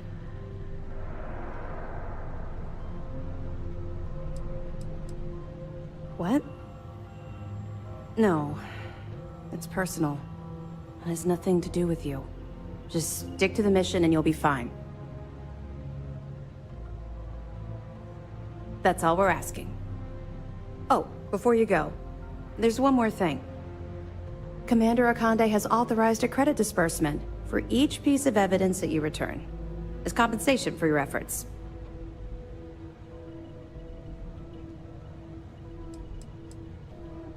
Well, that's just it. You're not career military, are you? And speaking frankly, you're completely out of pocket during this operation. You'll be paying for your own supplies and other unexpected incidentals. So, if I were you, I'd stop asking questions and accept the compensation. It's not generous, it's motivational. Commander Akande's idea. All right. We've loaded a container of Aurora into your ship's cargo hold. We're also providing you with a sample you can use to tease the goods. We've cleared your ship for launch. Proceed to Sidonia. Make contact with Saoirse Bowden, and with any luck, she'll point you to the Crimson Fleet. That should do it. You're dismissed.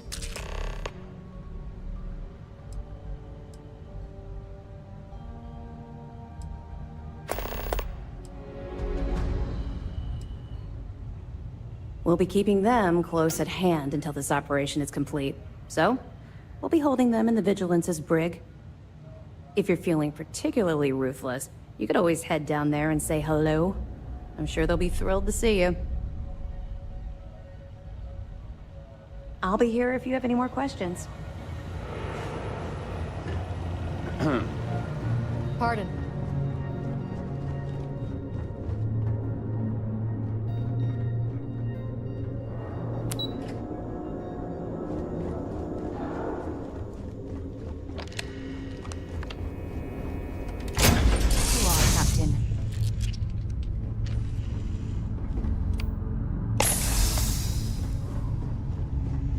Oh, pardon me.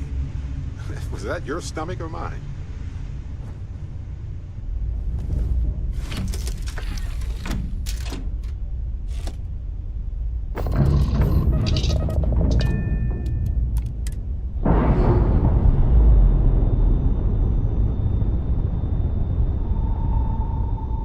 Pressure normalizing. Undocking complete.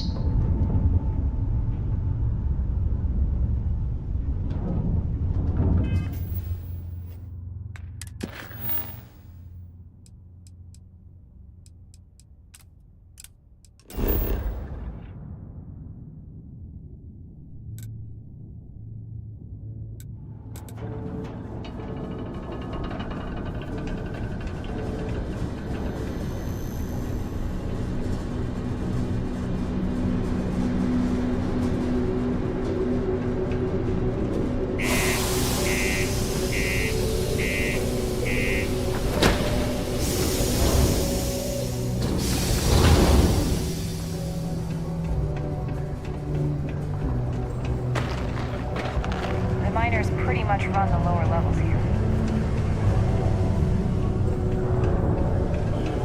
You want to talk to me? Look at this place. I can't imagine being cramped down here, choking on the fumes and the dust. No trees, no grass. It's depressing. Ever been to Aquila? The security uniforms are way cooler than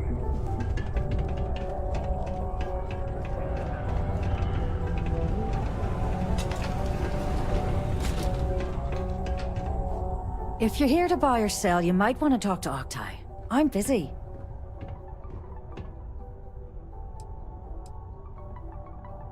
And by sensitive, I'm guessing you mean something you don't want UC security sticking their noses into. I can probably help you with that. What have you got for me?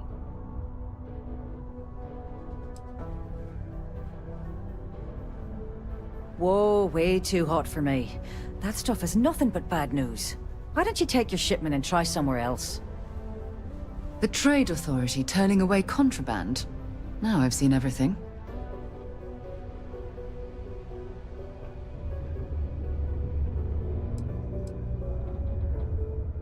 No, they're right. What they didn't tell you is that I have a self-preservation streak 1 kilometer wide. Of course, if there's a finder's fee you're offering, I might, well, bend the rules a little bit.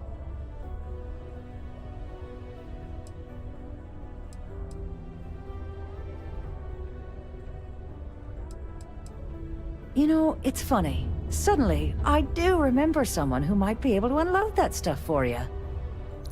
Well, well. It appears she suddenly remembers everything. How nice. There's a buddy of mine who runs with the Crimson Fleet. Goes by the name Adler Kemp. If he isn't passed out, you can find him killing the rest of his brain cells at the Broken Spear. Oh, and it's been a pleasure doing business with you. Take your time, and ask me if you need anything. I'm here to help. Yo, hey, what's up?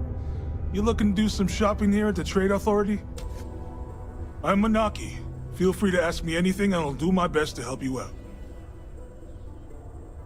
Cool. That's what we do here.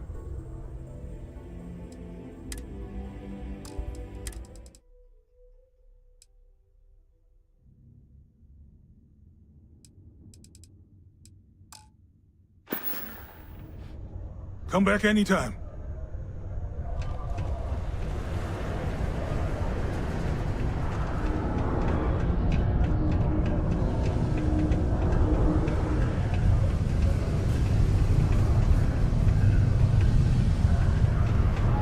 This here is the most important work in the galaxy.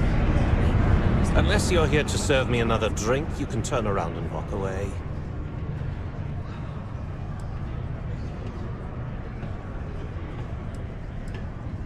Oh yeah? Well, I don't know who the hell you are. So what makes you think I'm going to help you out? Hey, why don't you say that a little louder? I don't think every single UC guard in Sidonia heard you. Okay. Okay. Yeah, I think we can help you with this. If you've got a whole shipment of this stuff, you're going to need to move it fast. But you're going to have to do something for us first.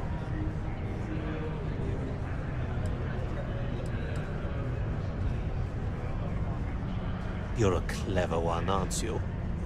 Let's just say I have a certain influential affiliation. And leave it at that. Basically, you want that Aurora moved, I'm your guy.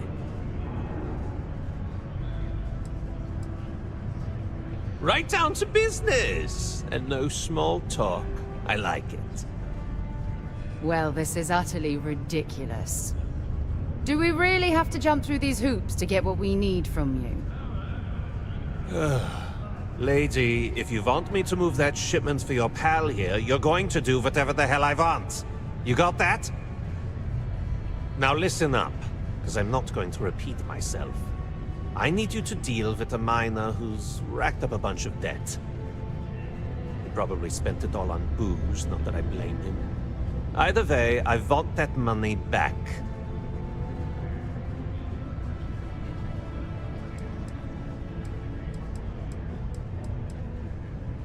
What do I need to do here? Write you an instruction manual? You can do this loud, you can do this quiet. I don't care. I just want my goddamn money, and I want this guy to remember who he screwed over. Perfect. His name's Carl Fielding. I think you'll find him wandering around the Deimos miners' quarters.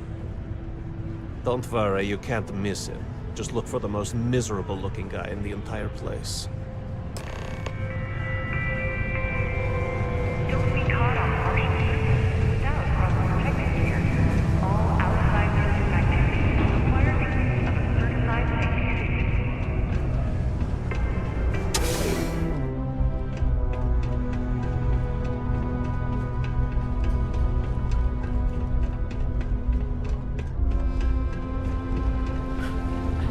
It's not easy living in Sudan. This is right where I belong. With my name. Something I can help you with?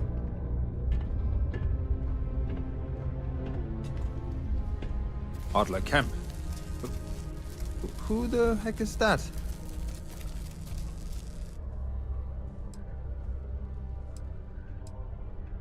What? Play what games? You're obviously confusing me with someone else. Look, I'm tired. It's been a long day in the mines. I just want to go home, wash off the dust, and relax. This has been fun, though. Whatever.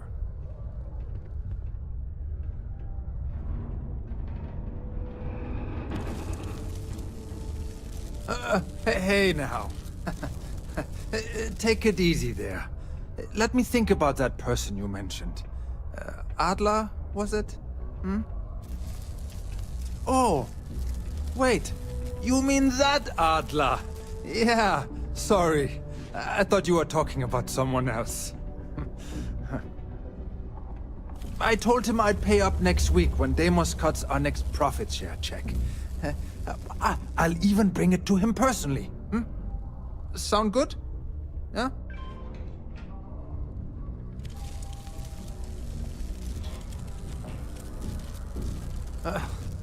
Well, I mean, he doesn't really have a choice. Look, I haven't got a single credit to spare right now. Okay? You can't squeeze blood from a stone. You know? Right? Perhaps he's already been through enough.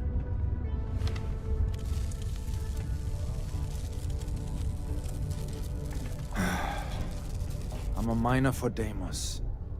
It's not what I was hoping for out of life. But here I am. Yeah, it's a lousy company. Pays me a salary.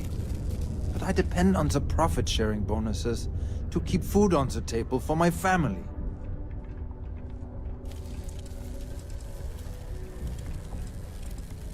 Hey, now wait a second. Just because things are tough, and I might be spending my afternoons at the Spear, it doesn't mean I don't care about my family. Adler doesn't get to judge me. No, he's just a low-life pirate who thinks he can push everyone around. Holy crap. Really? You'd do that for me? Wow. I don't even know what to say. Thank you. For everything. And don't worry. I'll never borrow anything from Adler again. I promise. Can I help? Matt would like to join Sidonia in celebrating the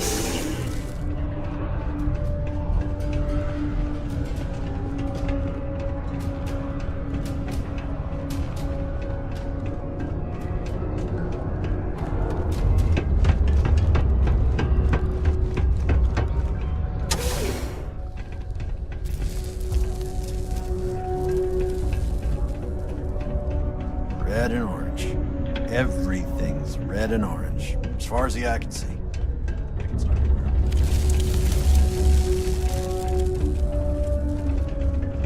Never forget, there's nothing humanity can't accomplish through science and working hand in hand. They told me this job would be done.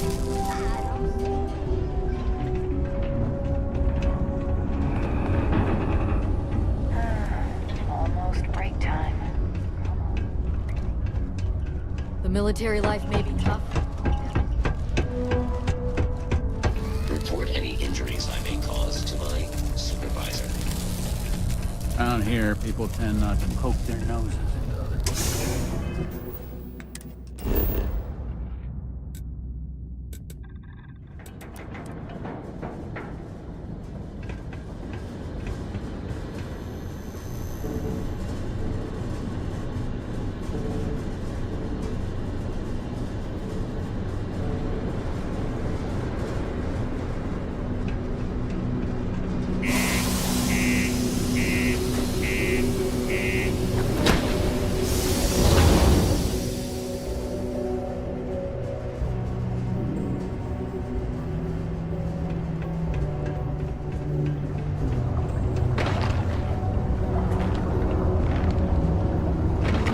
Do your part to keep Sidonia and Rafine free. Have something for me? There, would you look at that? I knew that bum was holding out on me. He going to be a problem anymore? Or did he get the message? Nice, nice. You're kind of a natural at this. Leaning on deadbeats comes easy to you. I like that. You know, if you like this kind of work, I can get you more. A lot more. You think you can handle running with my, associates?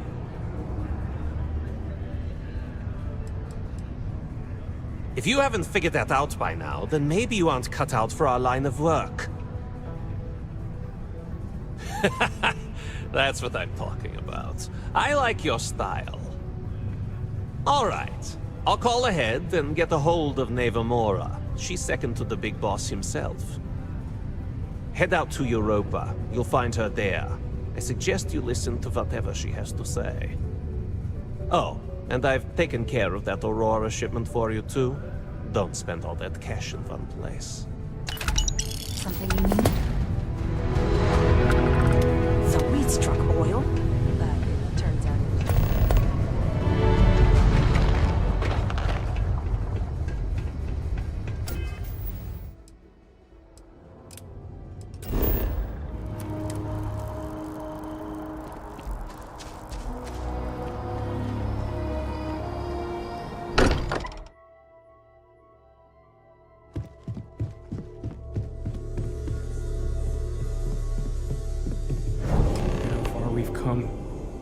It's all becoming so overwhelming. The Starborn, the artifact visions, the music. Is it all worth it? Mateo, are you having a crisis of faith? You? What if the Starborn are right? What if our hunt for the artifacts is a fool's errand, doomed to failure and catastrophe? You think we're doing the wrong thing? We just want answers. Isn't that why we all joined in the first place? The noble quest of discovery?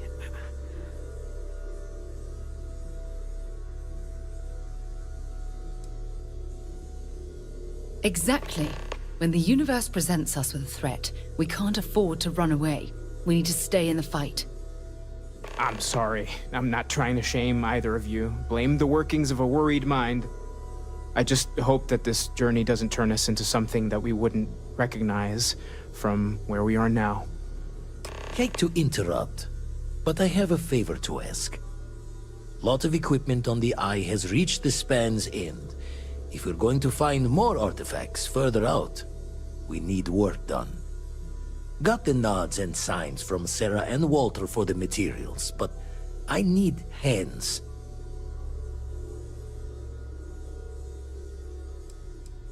Won't be going alone.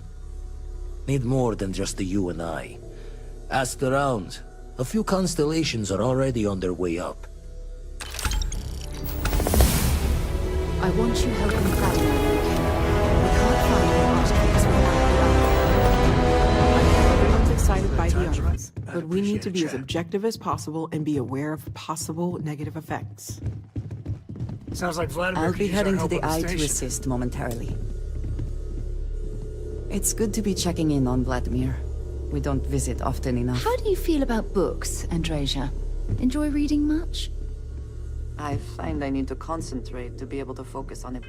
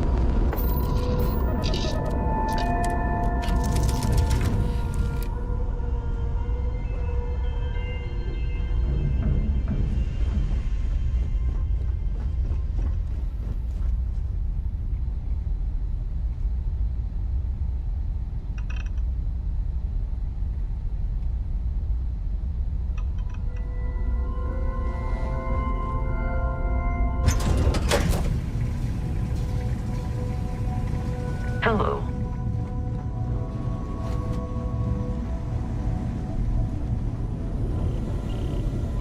Setting up some software. Want to test the computer over there? Helped Vladimir code up this system the first time. Now, how did this work again?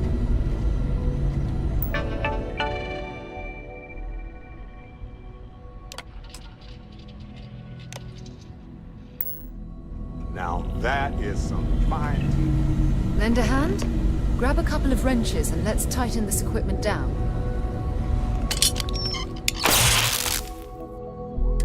Well, I'm certain that wasn't supposed to happen. Check with Vladimir? Gave up my room in the lodge so Andreja had a place to call her own. Everyone needs space to let their thoughts run solo. You color the wrong wires. Station showing red.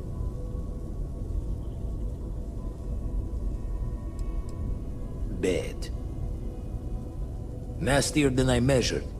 Figured a few of the parts might be iffy, but this is going to take more than a span. Oh, I should have checked the compatibility when we made the order.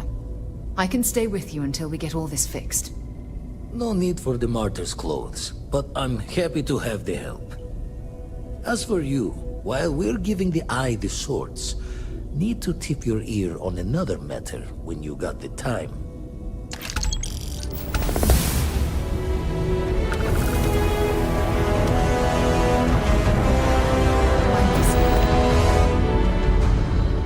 Don't want to worry anyone, but we got more competition. Not Starborn, rival collector. Captain Petrov owns a salvager vessel called the Scow. Runs it like a palace of novelties.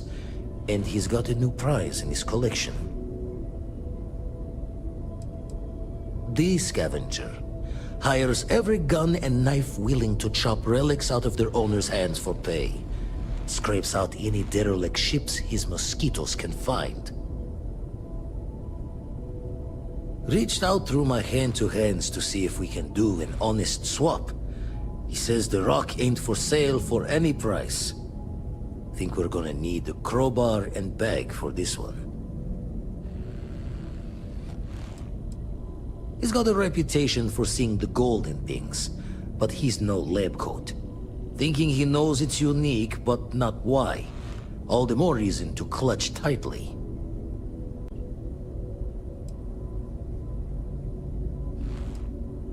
Left the life of a jacob once behind myself. I know what I'm asking. But I see a clutch prize not up for the prying any other way. Not sending you lone hook on the job. I won't bear it with you on this one. You two will be foot to foot the whole way, so make sure you're ready.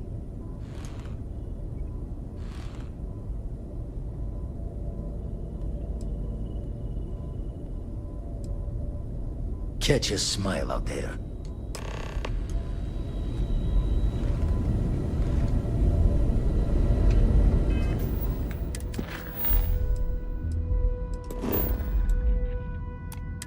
Hey, as much fun as that was, it's good to be back.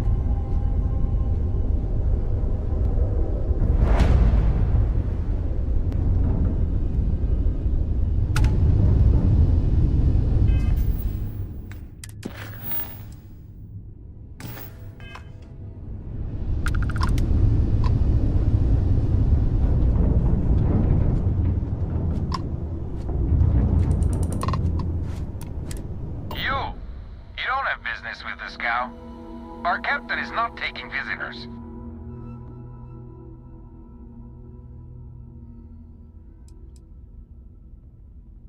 Hey, you tell Petrov his old buddy Barrett is here to see him. He'll want to talk to us right away. Barrett, from Constellation. You're specifically on the list of people not allowed on the scow under any circumstances. Oh, right. Forgot about that. If I could just talk to Petrov myself, I'm sure he'd want to put that all behind us. Go. Away. No one uninvited boards the scow. Captain's orders. No. Captain's orders.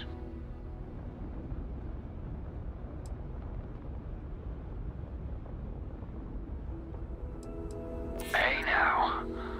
We're not looking for trouble. All right. I'll clear you to talk. Keep yourself out of trouble, or we'll have every hired gun in the cargo bay after you.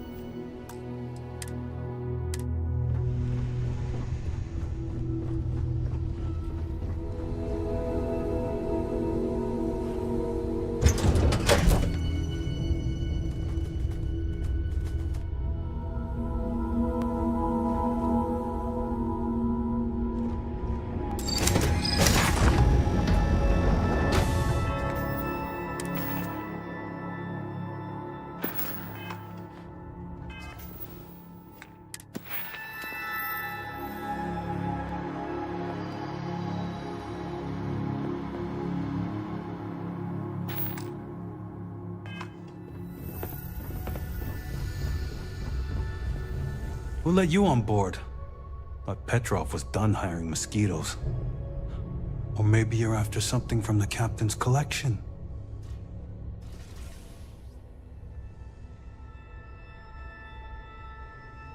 Yeah? What kind of salvage work you do? Ship? Ground battlefield? Or do you just skulk the back alleys picking through trash?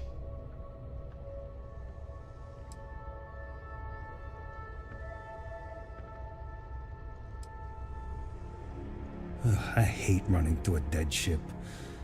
Like sifting through a damn tomb. I like the quiet myself. Good time to reflect and concentrate. You're all right, scavenger. Go on ahead.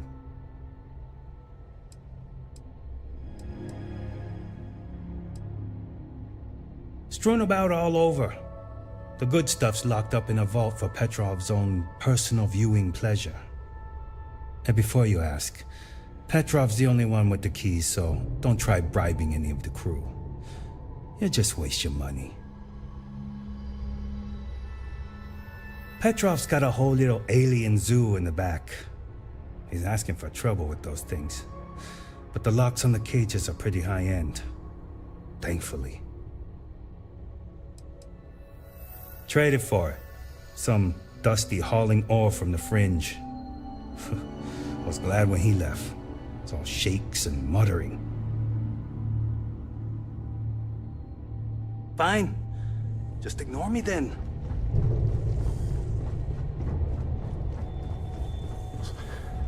So cold. Okay, think about campfires, warm blueberry muffins, jacuzzis. Yeah.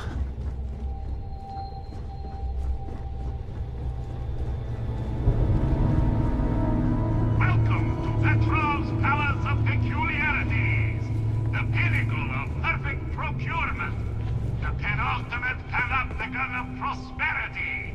Ha ha ha!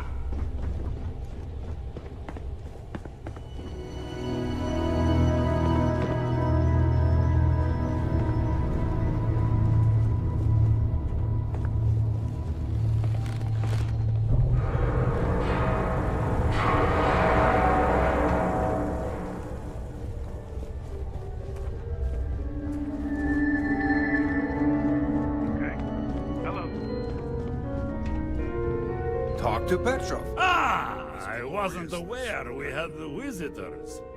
Wadik, you didn't tell me we had visitors.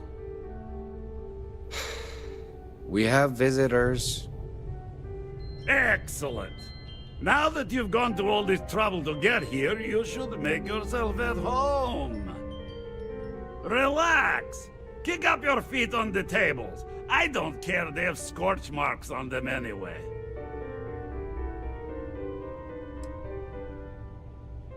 Oh, flattery, huh? My favorite pastime, huh? Between you and me, I do have something very special in the vault. Ah, but my jealous heart knows no bounds. I want to keep it all to myself.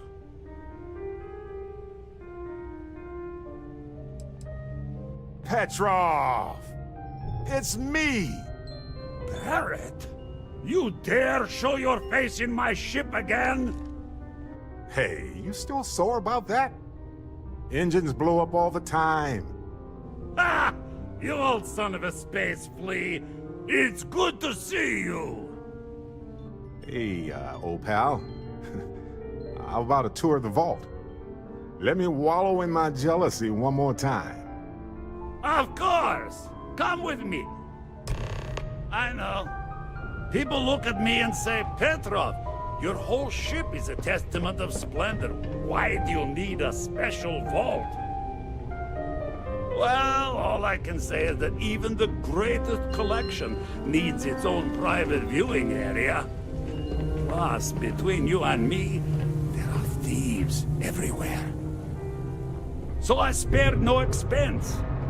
Every door between me and my treasures is painful, but that is the price of security, huh?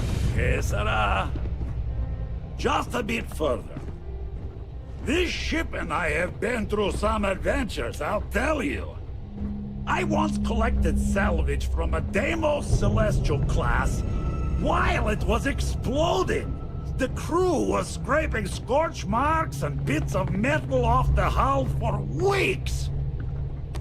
And of course, there was the time I accidentally steered us into a UC Navy vessel after a particularly uproarious celebration of my latest acquisitions of fine art. But we were wedged perfectly between their two thrusters and were able to just kind of push them back into the star yard for repairs.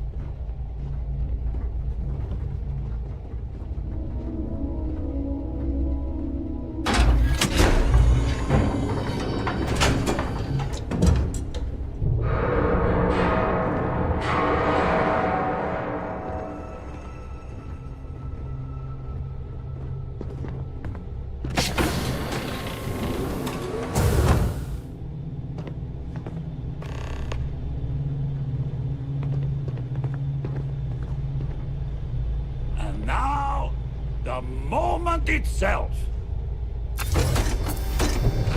Ah, beautiful, isn't it? The man who sold me this told me that it spoke to him. That holding it for the first time was like drowning in your own soul. Alas, I've held it several times, and my soul is still breathing, devoid of any such enlightenment.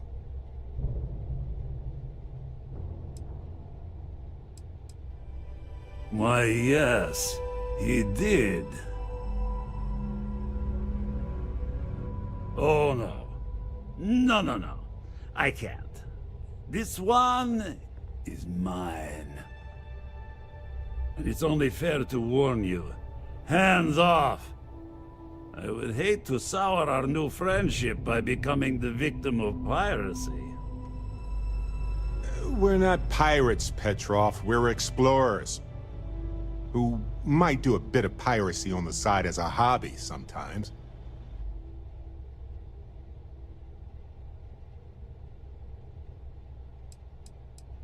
I'm afraid not. I'm easy in all things, except my collection.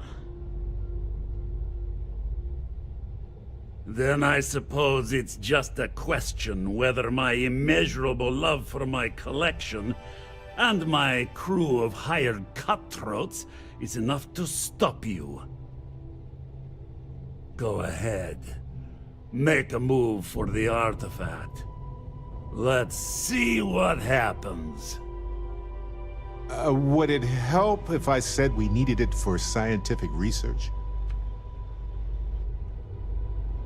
Steal what is mine, and I will ensure that every security officer in the United Colonies knows you're nothing but a common pirate.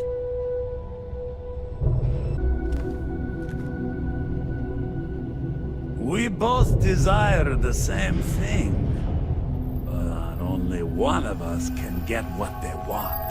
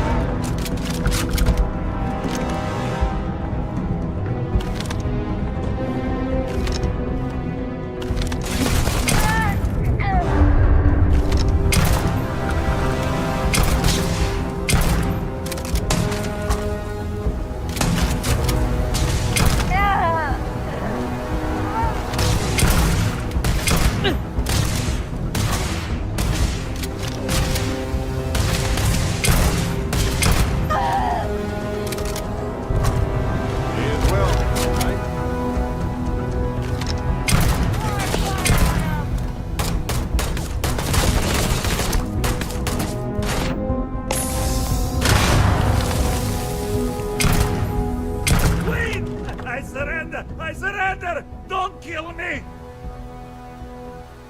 Captain's word is good. Done! Stand down, everyone. Let the nice pirate pass.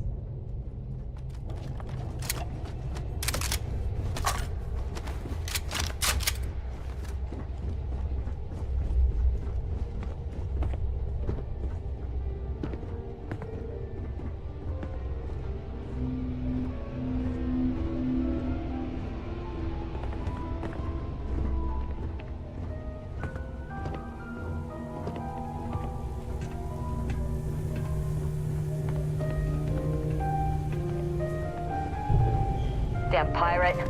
Get what you came for and leave. Wonder how much Petrov...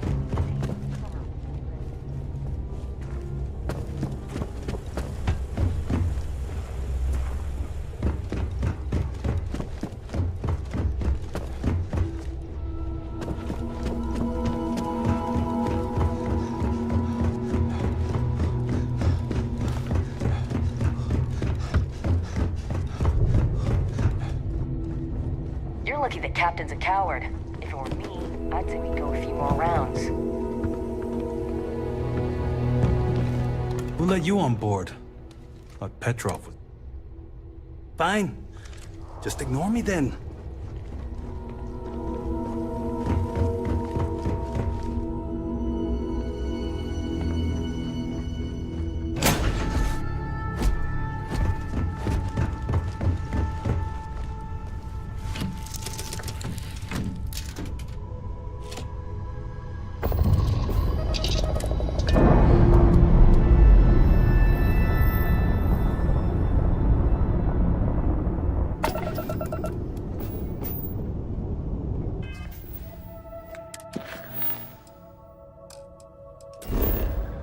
We used to wonder if life was unique to our world. Not only is it not, but it seems to take every opportunity to emerge.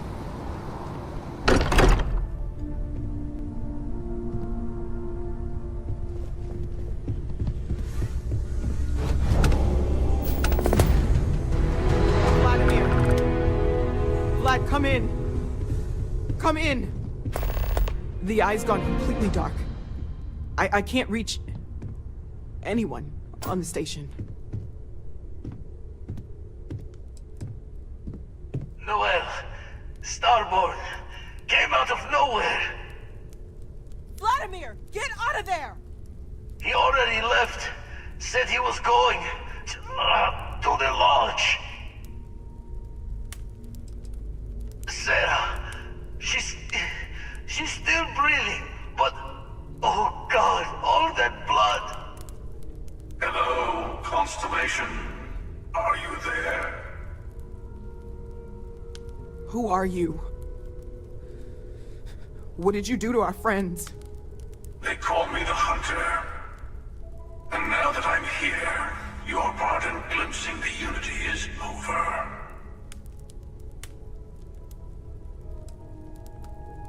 I'm already on my way. Say goodbye to your friends. It won't be long. Forget about us! That Starborn bastard is after the artifacts! You can't let him take them! Pack up the collection, move it somewhere they can't find it! Damn it. Vladimir's right. We need to get the artifacts packed up, and that means holding off the Starborn. What about everyone on the Eye? We can't leave them to die up there. Look, I get it, but our best chance is staying here. I don't know how long it's gonna take to pack up the artifacts. I'll get started. Hopefully this will only take a few minutes, if my hands can stop shaking! Take cover, everyone! Is not an optimal location You really for expect a them to battleground. barge through the front door? Defensive That's right, protocols Walter. engaged. He's just...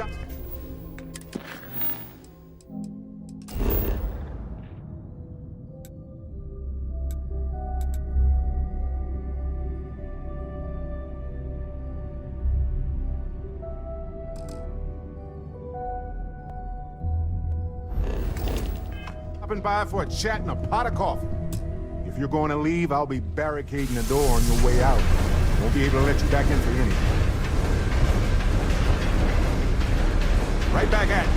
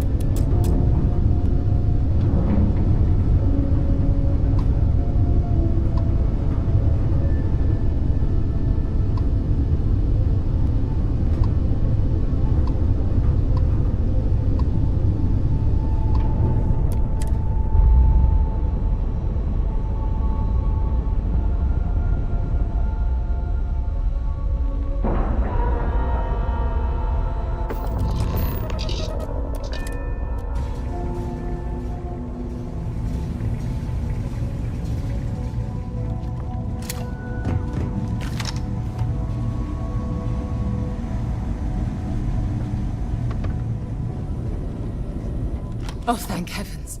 You're all right. Oh, not that I've seen but I've been drifting in and out. Bad habit. Now, let's get a move on.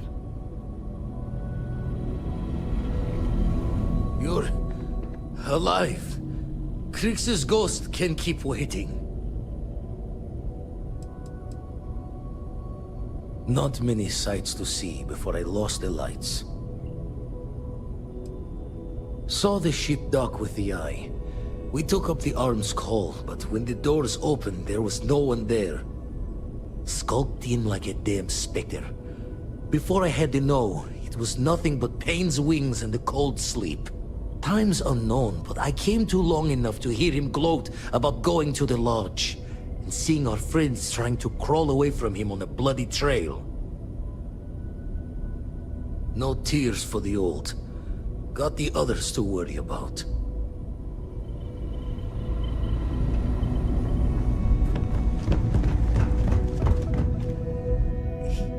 He came out of nowhere. We were working on the repairs when the ship docked.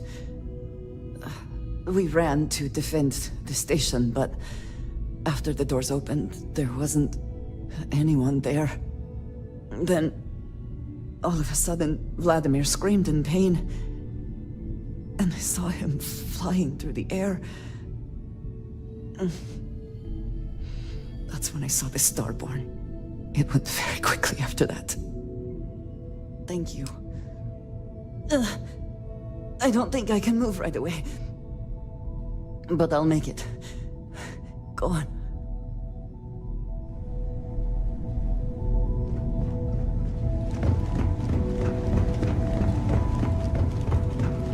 Dad! The others are here! I really messed up on this one, friend.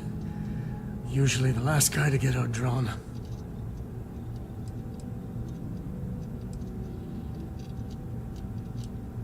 Back at you. I don't think I'm gonna be moving around too much for a bit. But I'll be alright. Oh, thank the stars beyond.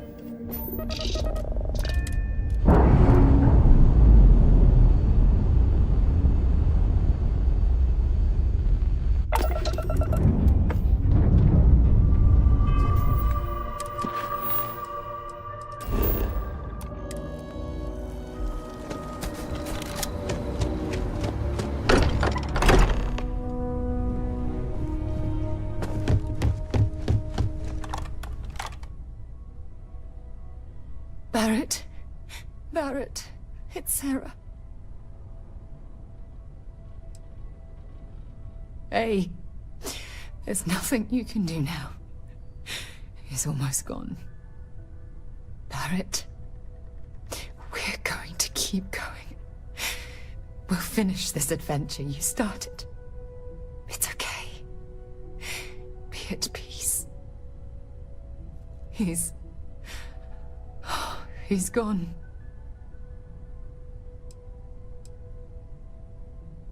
We can't change anything now. Come on.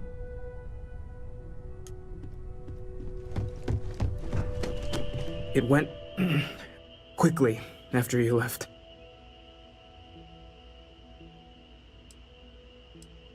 Walter was upstairs when he screamed. I went to check on them, and then the hunter appeared out of nowhere. We fought him off as best we could, while Noel packed up the artifacts and escaped. We held him off while Noel escaped through the basement. There's a door that leads to the well district.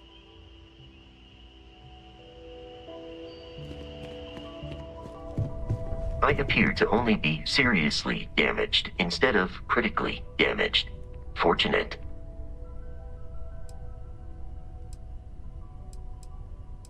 that you are likewise relatively undamaged is also preferable to the alternative.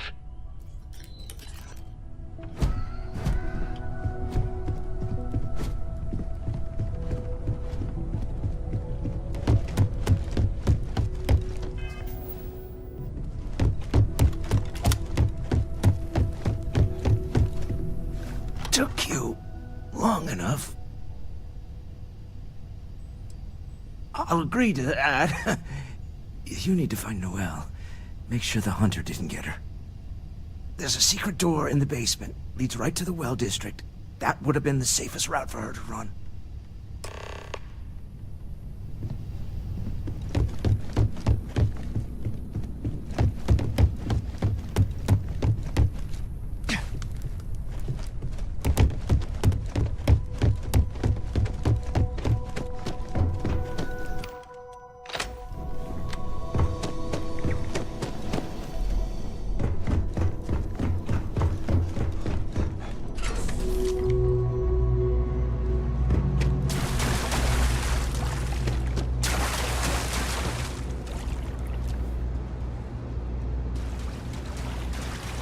Stay back!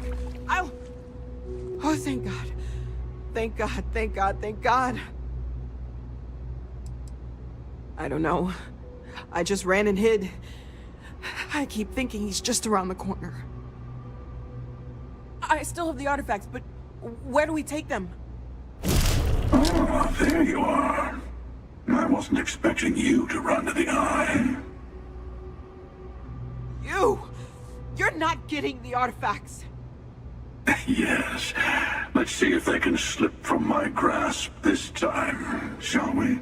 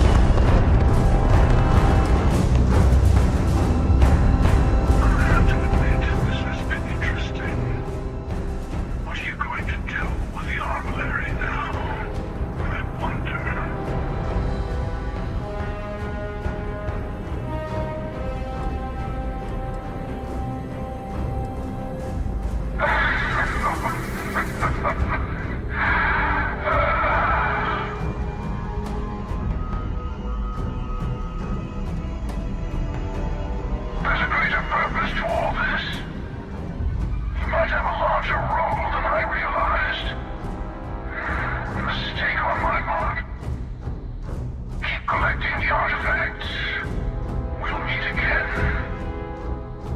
Maybe I'll glimpse the unity and...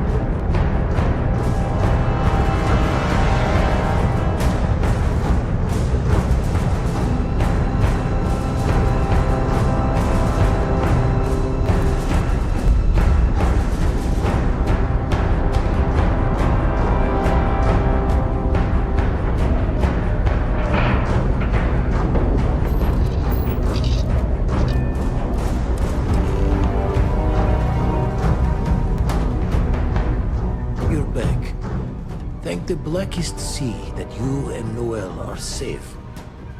And the artifacts? The lodge. So, we slid from the Starborn's grasp, but not before taking a stab straight in the heart. We need to talk locks and bolts. Lodge and the Eye are not secure.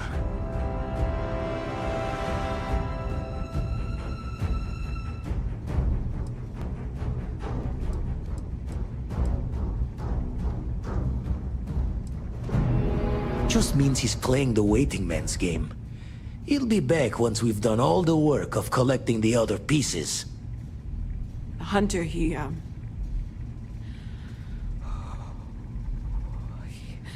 probably found us because we're somewhere obvious. High-populated area, just like how the Starborn found you orbiting Neon the first time. But the fact that they're competing with us to find the artifacts means they can't get them without searching. So we put the artifacts somewhere in the fringe, or on something that can slip from their grasp if they do another strike from the curtain. Clear from the few encounters we've had that the artifacts are all the Starborn prize. They could come after us, though. Try to find out where we put them. Need to take the risk. The Eye, the equipment in the lodge, not easily moved. Gotta hope whatever is giving the Hunter pause applies to the whole. Just need to make another direct hit less the jackpot. Fine idea. Starborn show up, you can burn helium in one spin of the grav drive to anywhere. Here, keep the artifacts safe. I guess we'll meet back at the lodge after?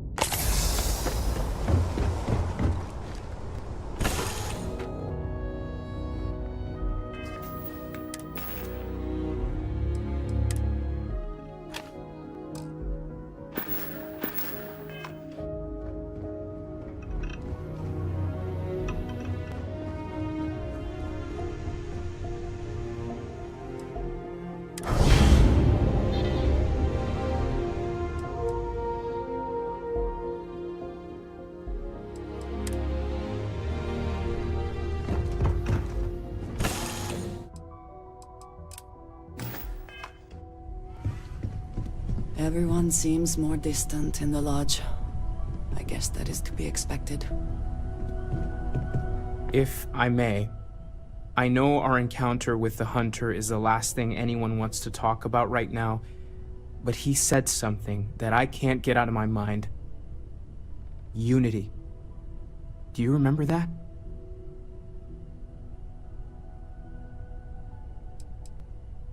Exactly. Somehow. The thing is, I've heard that word before. It's an important concept in Keeper Aquilas' speeches. The priest? Is the Sanctum Universum going to bless our little crusade of discovery? It can't be a coincidence. The Sanctum has always believed that answers are out there in the stars. Look, I know it's the longest of shots and the biggest leap of faith I could ever ask us all to take, but why not talk to him? It's right here in the city, just a block or so from the lodge. There's no harm in gathering more information. A visit to the Sanctum might actually be quite enlightening. Thank you. I know it's not much to go on, but something about this feels right. I'll meet you over there.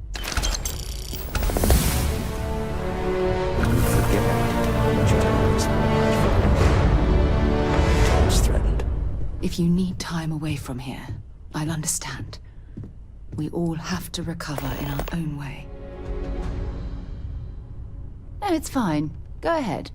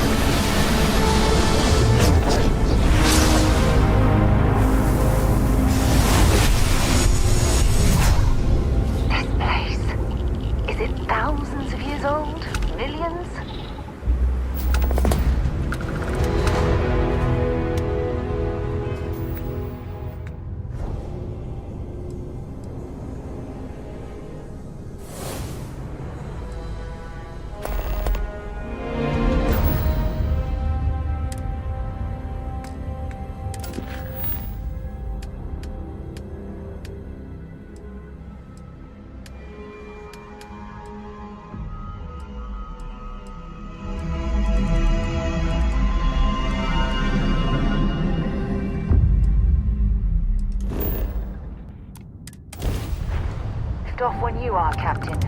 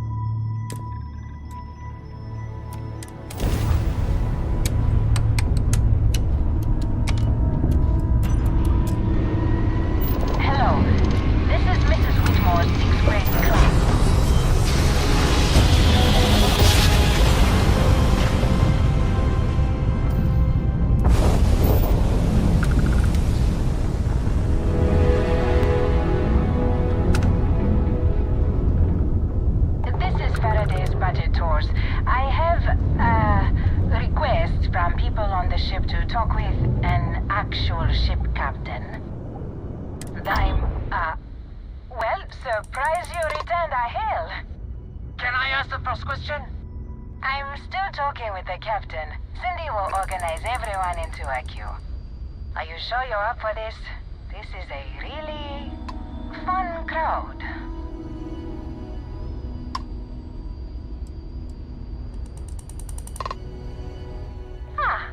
The friendly captains agreed. Let's try and leave a good impression. First question. Is being a ship captain non-stop thrills and excitement like living in that movie Return of the Interceptor?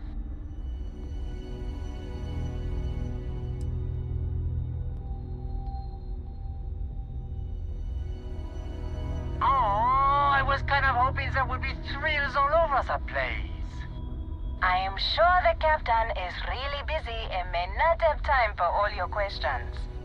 If you can afford your very own ship, you must be super well off. You single? Oh, dear Lord.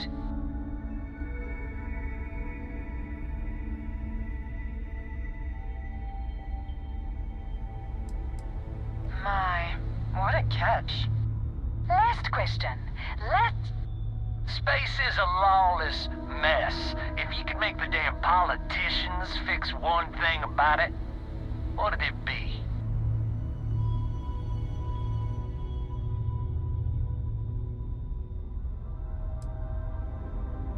So you want more government interference? Yeah, that seems like such a good idea. Thank you, Captain, for the, welcome break. I got a question. Is it true captains have someone in every port? You know, a special someone? For l'amour? Or You don't have to answer that. Yes. What an interesting question. Go on, tell us, Captain.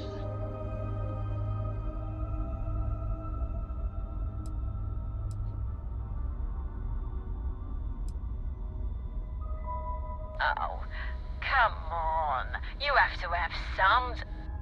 That's all. Everyone settle back in your seats. Cut the intercom? You have the patience of a saint. This tour group is very energetic. Here's some credits for giving them such an authentic experience. This is your captain speaking. We're about to head to our next destination.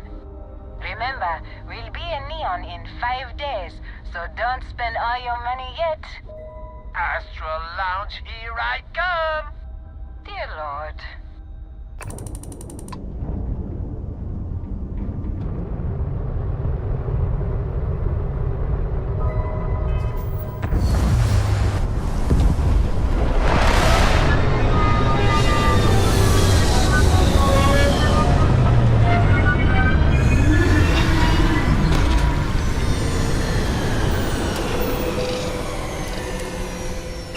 Fire up your hand scanner.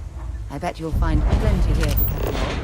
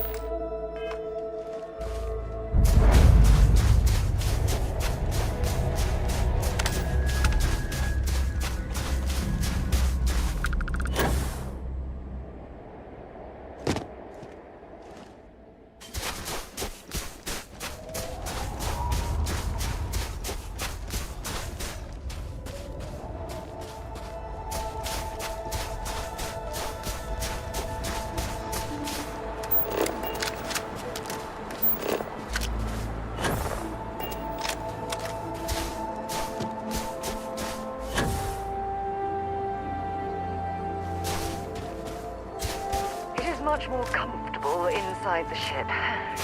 Maybe we shouldn't stay out here for too long.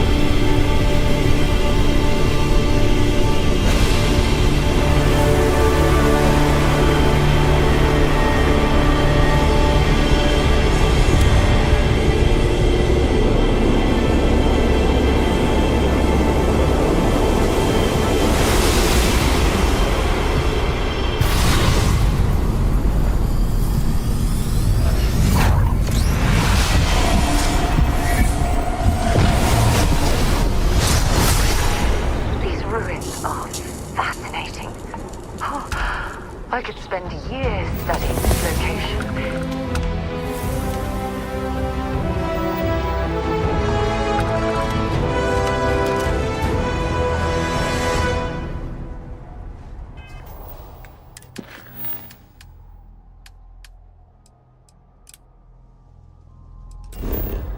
Let's pop into Outland while we're here and see if Joe has anything useful to add to our arsenal.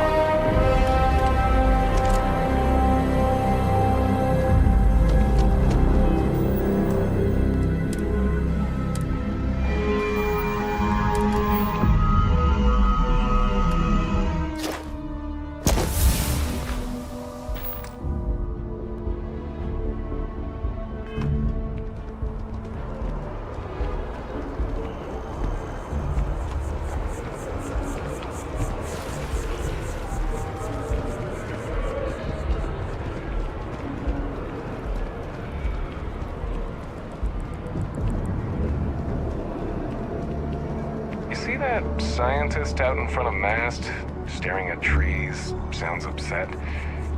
Whatever it is, it can't be that bad, right? Maybe we should stop for a moment at the memorial. You know, to pay our respects. Yes? Sometimes. But you don't. Well, not quite what I was thinking, but that's actually a great example, Marcus. The man in the story was cruel. But you know why he was cruel? You must feel what he feels. Understand his pain. Accept it. And deliver it not back upon him. Empathy. You mean empathy? But you say it like it's easy. Like anyone can just love a terrible person who has been terrible to them. Yeah, why even bother? I mean, isn't the cycle of humanity peace and war back and forth, like forever? Seems kind of pointless to try so hard for something that won't last. Nothing ever really changes. It's not easy, no, but necessary. Because you see, everything has changed. God has given us the intelligence, the ingenuity to reach into the stars, to travel his path, to truly find him. But we can't do it alone. The only way is through unity. Ah, yes, Andreas. Yes, unity. Well, I'm sure you all have other things to do. Thank you for taking the time to stop and talk with me. He's giving me a lot to think about. Keeper Aquilus, can we have a moment? Oh, Mateo. It's been too long. How are your parents? Your mother still struggling with that azalea garden? No, she figured that out a while ago. Had to adjust the pH levels in the soil. But, Keeper, I didn't come to catch up. Oh, well, what's on both your minds?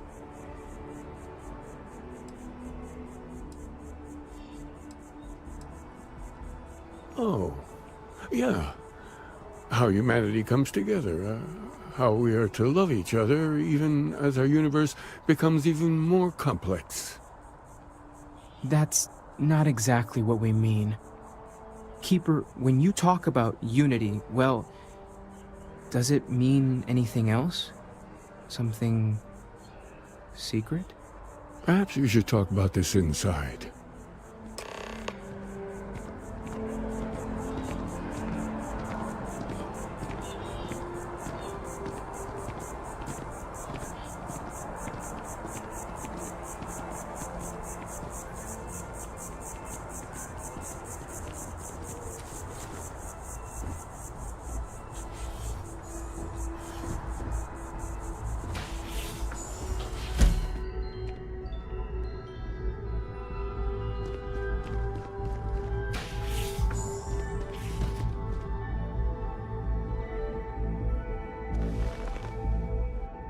Now that we have a little privacy, why don't you tell me exactly what it is that brought you two here?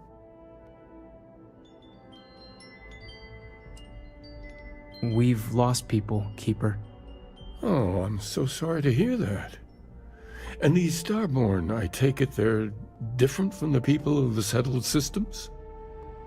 There have always been mysteries that seem to defy our understanding of the universe, beyond rational thought. We enter life as an act of someone else's faith in us. There's no way of knowing who we will become, and yet the risk is made anyway. So you've pushed into the unknown, not knowing where it would take you. And it's brought you here. I think I can. If you're willing to find your way in the dark for a bit longer, I can give you a path to discovering its meaning. There's an old story, far older than the Sanctum Universum, of someone who walked the settled systems and saw every corner of it. This pilgrim claimed he found the true meaning of unity. I always thought of it as just a parable for trying to bring humanity together, but maybe it's more.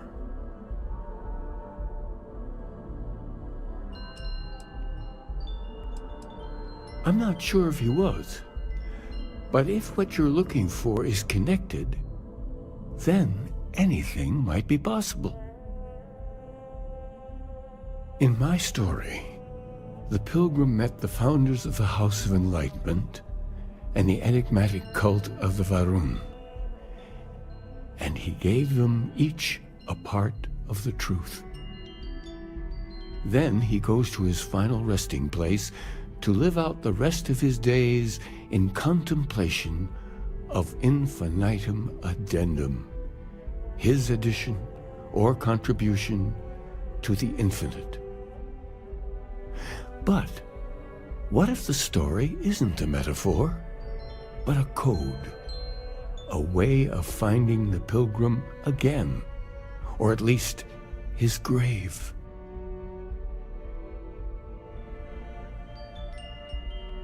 I agree.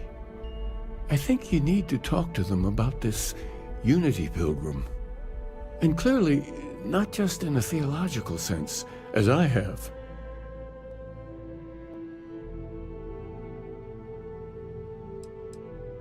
Because I wasn't looking to find unity in the same sense you are. A fresh set of eyes might reveal the truth. The enlightened work out of the well here in New Atlantis, helping the poorest citizens find a better life for themselves. The rune worshippers are more enigmatic, but there is a lone zealot that was captured recently for attacking UC ships. I visited her a couple of times. Hopefully she'll be willing to talk to you as well. I'll stay here with the Keeper. We need to catch up. And I wouldn't mind asking him a few more questions.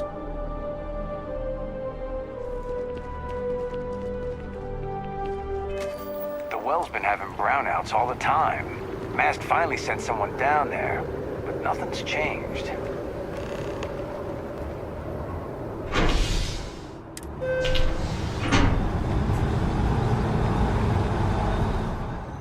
There's something I need to talk to you about.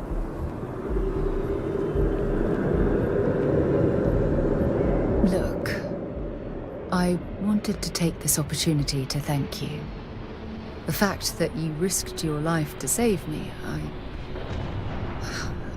don't know what to say.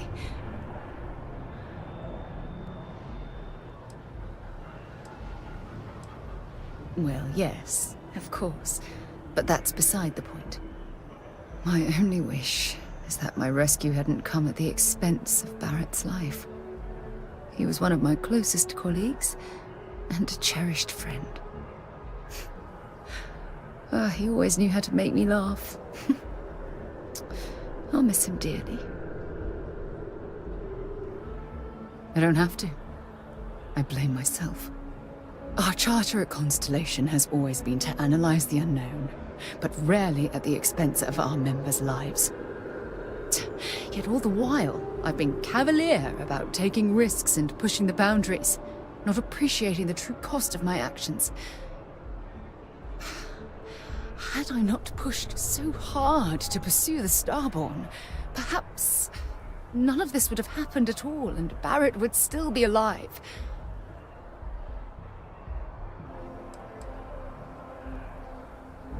Of course I can. Damn it! Why is this happening to us? We're explorers. Our curiosity pushes us to seek answers to life's mysteries. It's one of the core traits of humankind. Yet in return, this is what the universe throws at us. Beings from God knows where who are trying to murder us. Why? What have we done wrong? No. I refuse to allow Barrett's death to be attributed to bad luck. It isn't fair. The question is, where do we go from here? Do we stop exploring? Stop pushing the boundaries? Take a more aggressive posture towards the universe? I don't know where to begin.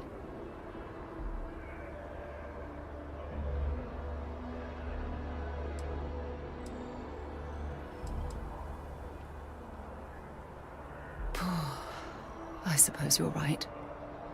I just hope we don't make the same fatal mistake twice. Well, I suppose that's all I had on my mind for now. Oh, it was a relief to get all of that out in the open. I'm sorry I got so angry. But I assure you, it's nothing personal. You're the only one I feel comfortable talking with about these things.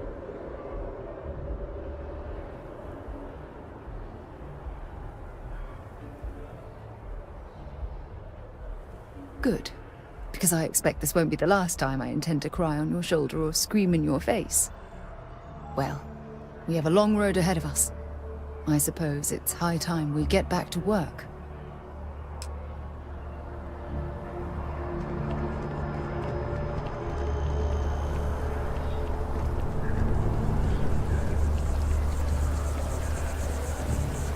Oh, I've always liked that statue. It's beautiful, isn't it? I wonder what the artist was trying to represent.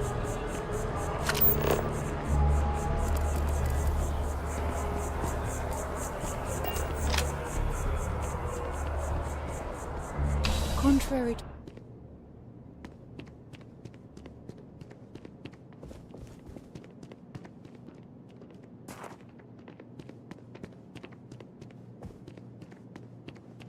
Ah, crime has slowed down since you started helping out, which is good for morale.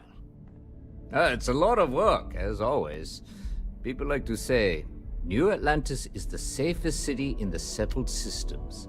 How hard could your job be? Well, safety doesn't happen by accident. It takes a lot of work and a lot of people. Let me know if you have any questions.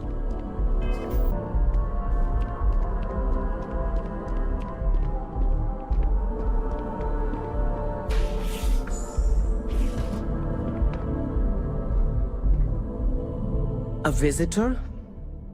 I have all the company I need.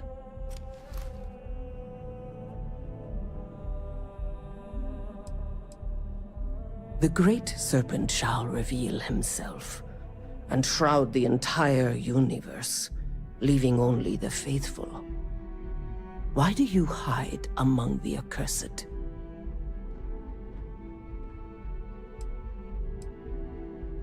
Say no more. The wise snake stays coiled in secret. I can respect that. Now, Kindred, what is it you need from me? I require no company.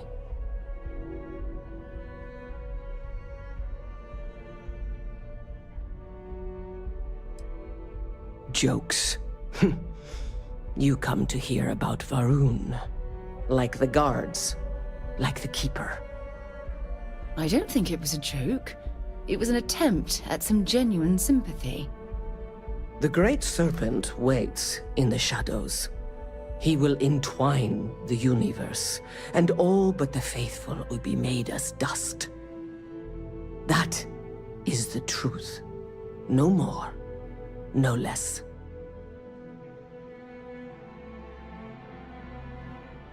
Anything you could tell us would be tremendously helpful. Yes, I have spoken to your Keeper about this. I will tell you what I told him, and then you will leave me. Jinan Varun meets the Unbeliever. He gives false prophecy to Jinan. But such is Jinan's conviction in the Great Serpent, he does not hesitate. He cuts the Unbeliever down. But the Unbeliever returns.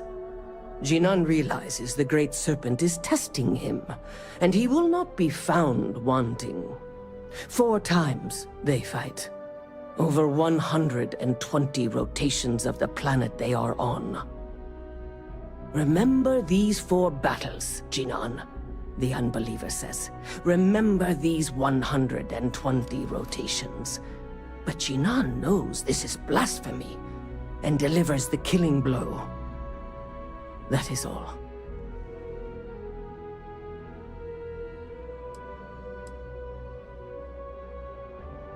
I have heard of no such thing. If it exists, it is a shadow that the Great Serpent casts to deceive the faithless. Then we are done. Leave me. And take this. It is of no more use to me, and it is better kept by a promise of the Great Serpent.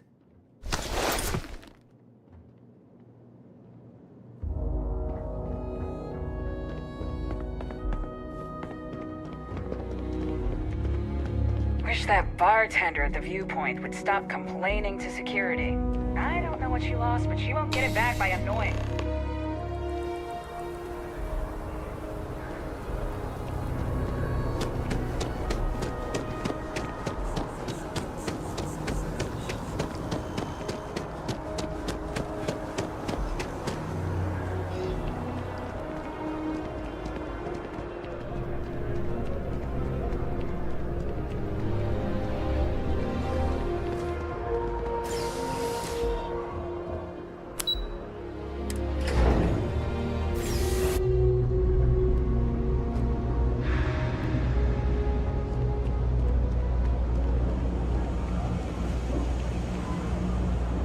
tracker agent, my duty is to inform and advise.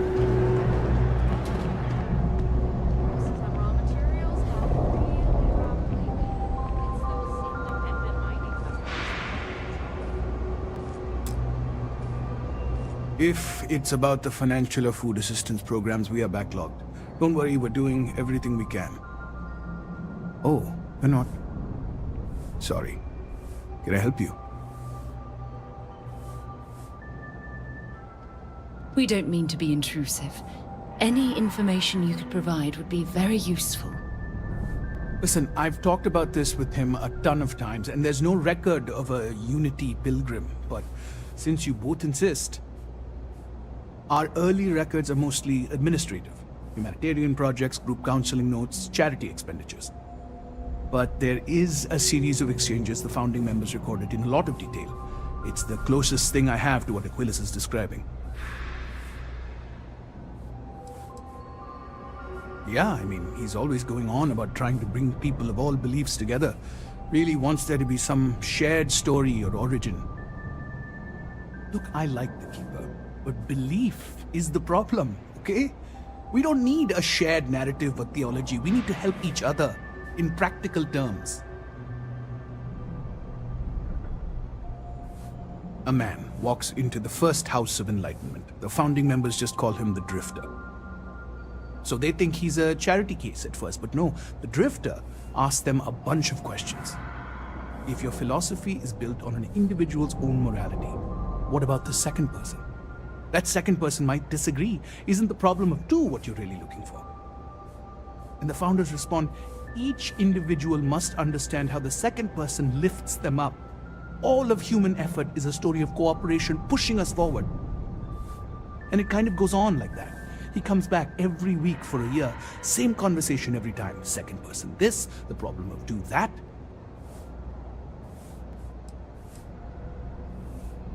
It's part of our core principles. There's no God pushing us to do good for some eternal reward. We have to help each other because we choose to. If no one takes responsibility for making the settled systems better, then we're just leaving it to the tyrants to bully the rest of us. Honestly, I think the founding members made it all up. There was a little more hesitation being openly atheist in the early days. I think they were experimenting with writing their own scripture. Fortunately, that got abandoned pretty quick. After the records of the Drifter end, you never see anything like it again.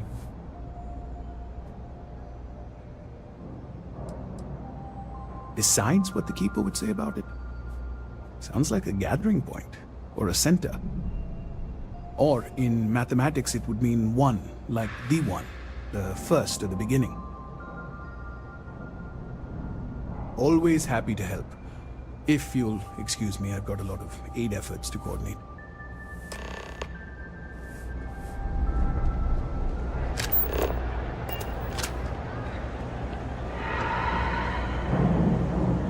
Ever wonder how the Crimson Fleet seems to be everywhere? It's because they have...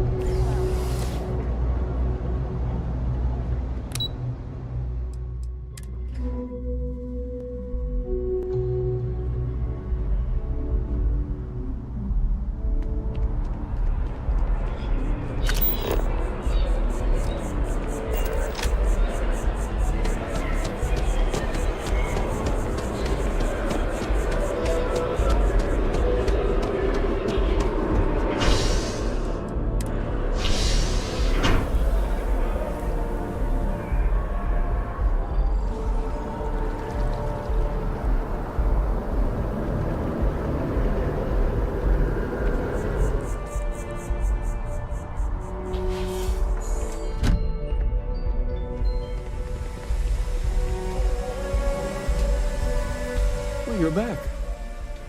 What did you learn? Was there something hidden in their stories, like we thought?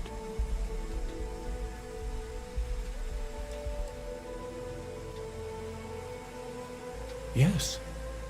What he added to infinity. Maybe that points to a name.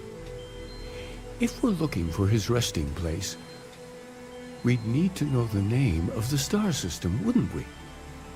What else did you learn? If there really is a location the Pilgrim wanted us to find, those do sound awfully like coordinates. Was there anything else? Planets are often named by number.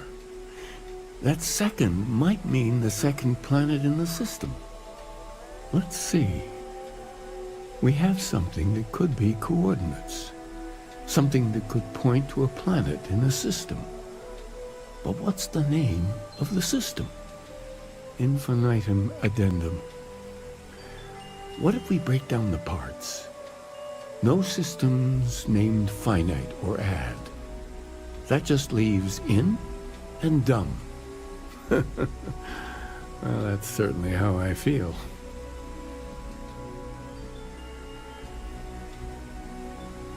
Yes, that's it. The second planet in Indum, at 4 and 120. That's where you'll find the Pilgrim's resting place. And from there, maybe you'll find the true meaning of unity. Before you go, you've now spoken to many different perspectives on our universe. In a way, you'll be carrying their philosophies with you on this journey.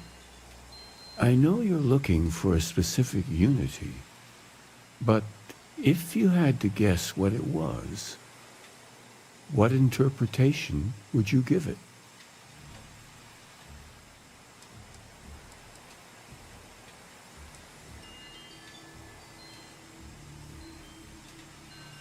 And once you know, what will you do? Even the most objective scientist holds the belief that observation itself will be of benefit to humanity. You will be taking a similar part of yourself with you when you find the answer. Will that not color your perception of it?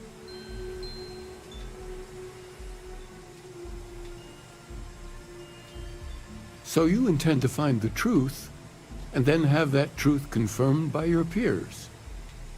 Unity is a reality born of observation and agreement? It's the scientific method, and I swear by it myself. Well, I won't keep you any longer. This has been fun, I have to admit. Go, find your truth.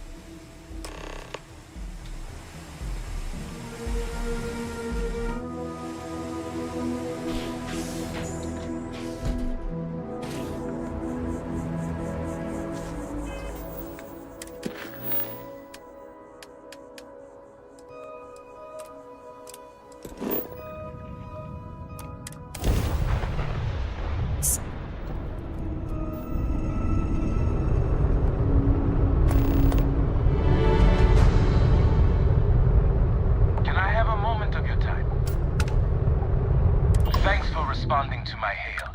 We've been trying to contact you about your ship's extended warranty. Your warranty coverage has expired or is about to expire. Due to the uncertainty of the political situation in the settled systems, we think now is a great time to renew your ship's warranty protection plan, or purchase a new one if you lack coverage.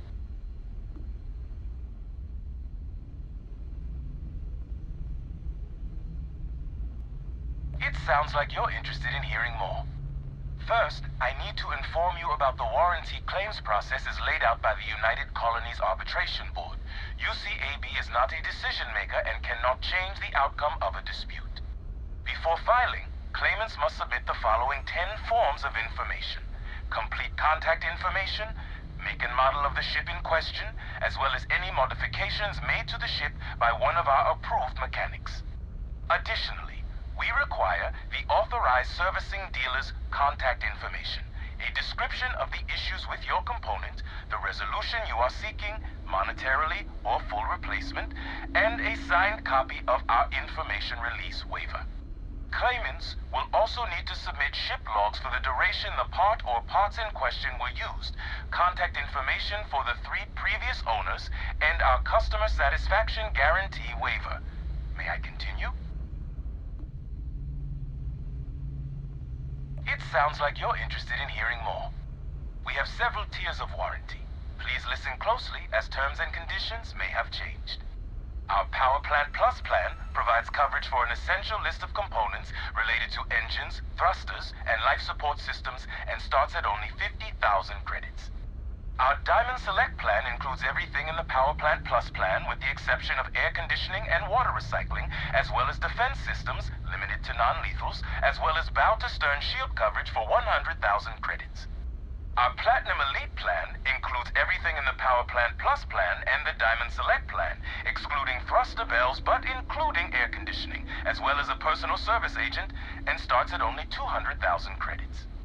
Do any of these plans fit your needs or budget? We also have financing plans with excellent interest rates starting at 18.9%.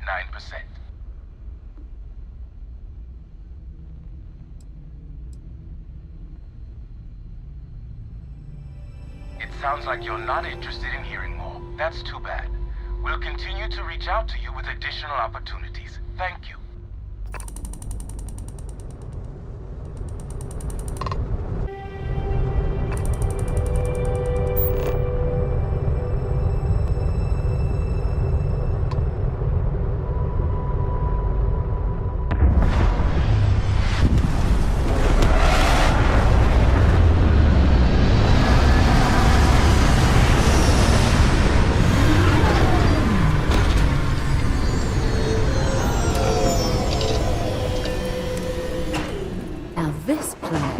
This is more my speed. I could hike here for a while.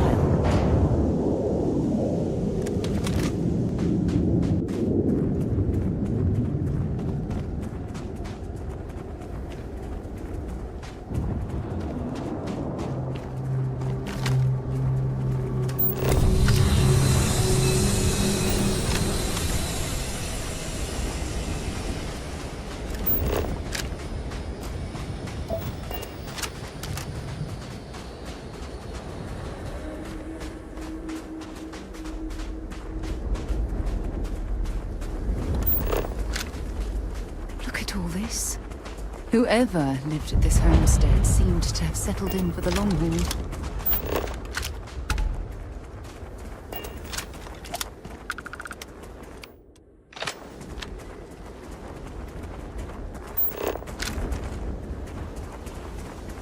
Don't rush the scan.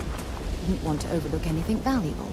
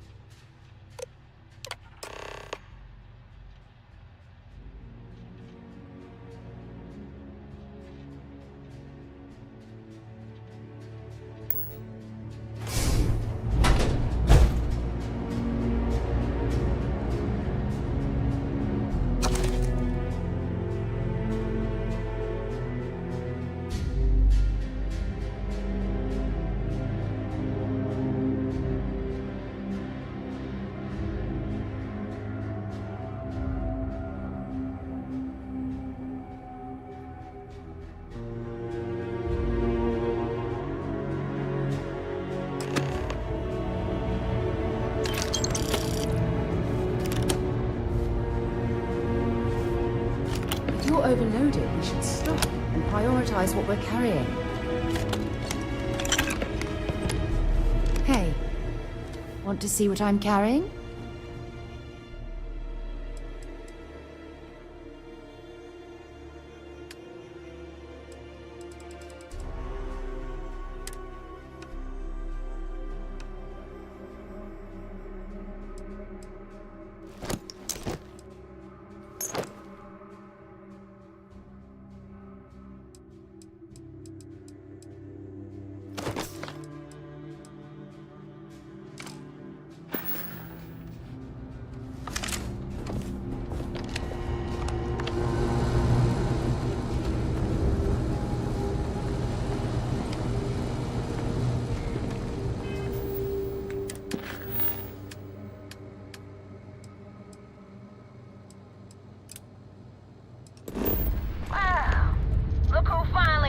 To show up. Looks like Adler finally did something right for once.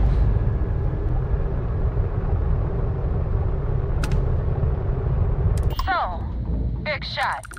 I hear Adler thinks you're good enough to join our crew.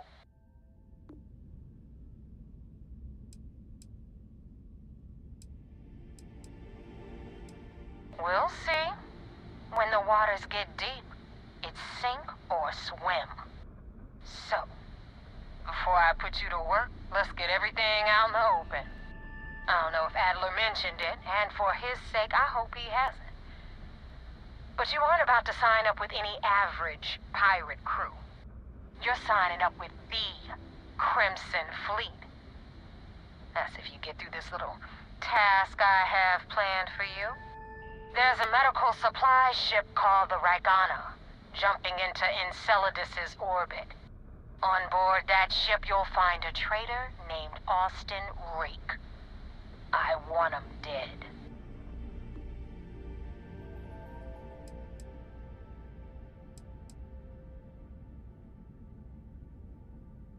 This job isn't about the loot, but I suppose every dog needs its scraps. Keep whatever worthless junk is on that ship. Just remember, the only thing that matters is that Rake dies.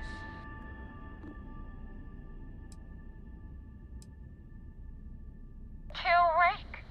That's your only option? If you want my advice, there's only one way to guarantee he dies. Turn the Garena into space junk. Only way to be sure.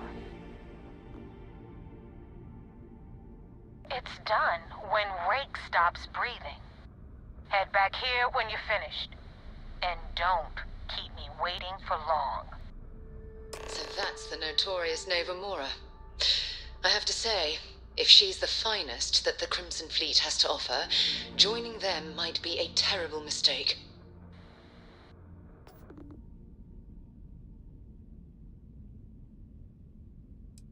I've been tracking Rake for months. He's making it tough, not gonna lie.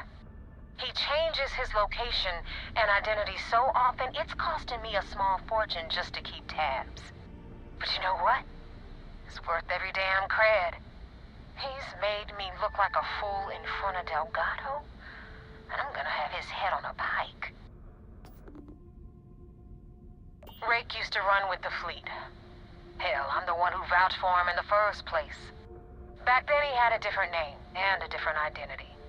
He was a damn good earner too, brought in a ton of creds. Everything was fine until he wanted out. So he ran. And nobody, nobody runs away from the fleet.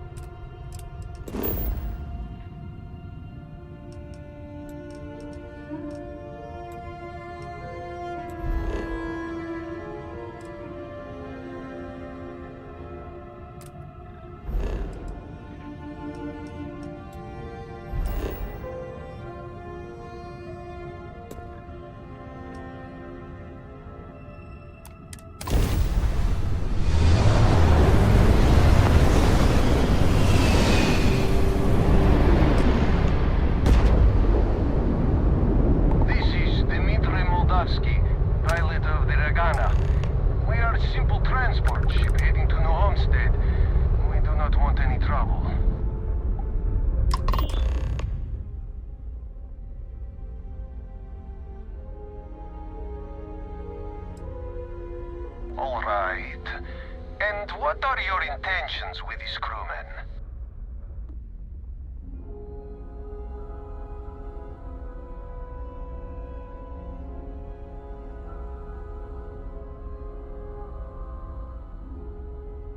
Oh God, I do not know.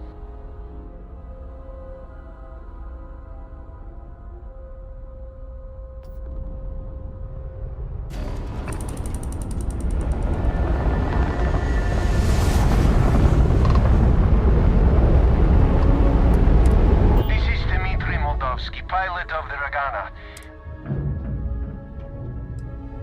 All right. Oh, God. Keep in mind, we're not threatening to board you. We're asking. The distinction is rather important. Well, normally I would say no, but frankly, it will be safer for us that way. All right. You can dock. We will talk then.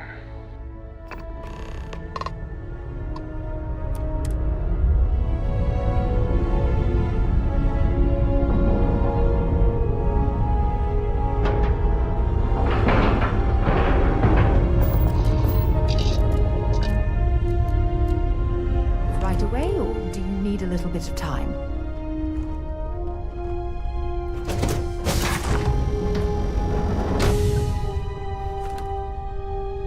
I am not sure what to make of you being here. If you wanted to kill us, you could have done that from your ship. If you wanted our cargo, we could have jettisoned it. I guess I should just stop talking and let you say your piece. That is true. Which means you don't want somebody to know what you are really up to. Now, do you mind telling us what this is all about?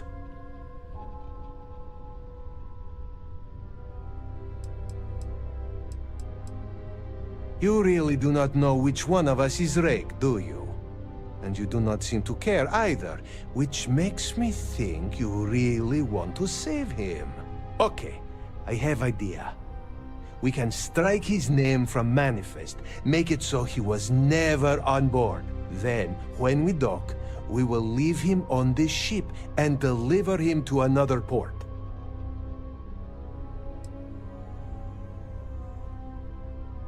That is fair. We do not want any part of the fleet. Is that all right with you, Austin? Do I have a choice? It does not appear you do. Well then, it is agreed. You go back to your ship and we will make sure Rake was never on ours. And in case any of your handlers get suspicious, here. We had an extra crate of supplies loaded, in case one got damaged. This should be proof you were not here to bargain. Thank you for letting us go. So now what? They're gonna put me in a sys-def prison? I'm not saying it's worse than death, but it's pretty damn close.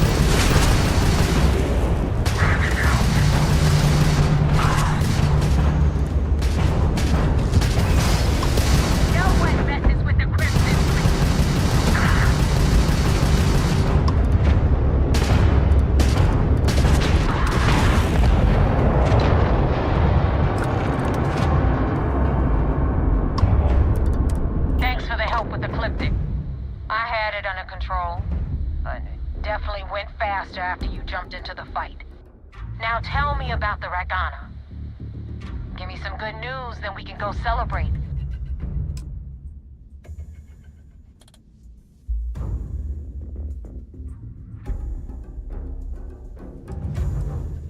Mercenaries. Guns for hire that shoot their own parents if they were paid enough. I'll tell you, we do a hell of a lot of dirty work in the Crimson Fleet. But we'd never sell away our souls like an ecliptic merc does.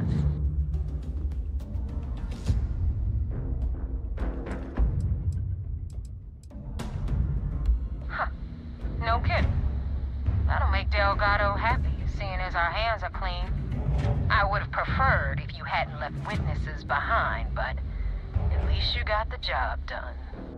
Anyway, you wanted into the Crimson Fleet?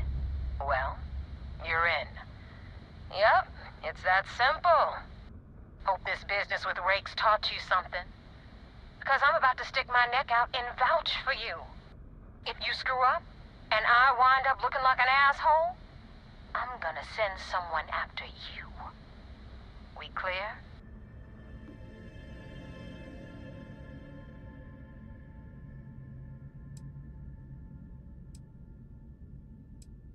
Yeah? Last person who said that was Rake. So you've already dug yourself a hole about 6 feet deep. And now that you know the deal, it's time to see what you signed up for. I'm gonna upload the coordinates for our headquarters in the Crick system. Spacers call it the key, the fleet calls it home. Head out there as soon as you can. Don't keep me waiting long. Well, we're in. I hope you know what you're doing.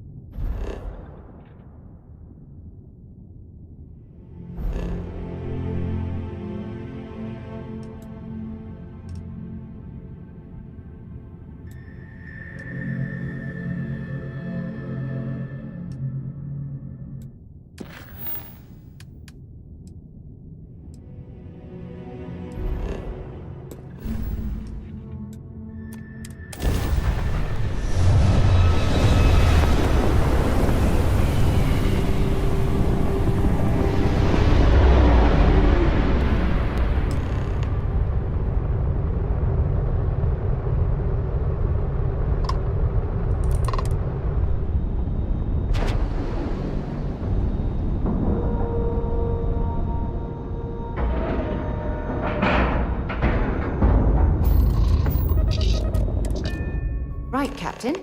Where are we headed next? I had a friend on the Garena. I hope I'll be able to see him next time on shore leave.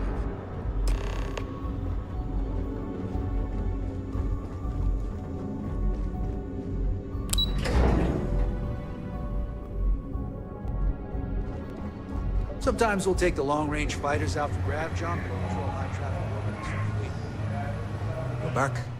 Anything to report? We got the message from the Garena about Austin Rick. We had him dropped off at a separate port, off the books. Suffice to say, he's got a lot to answer for.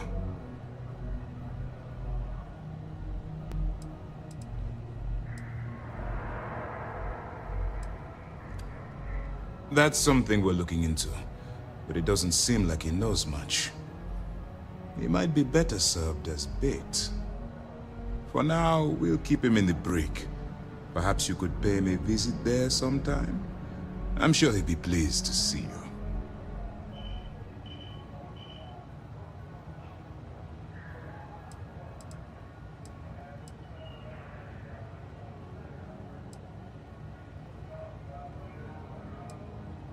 That was quick thinking on your part.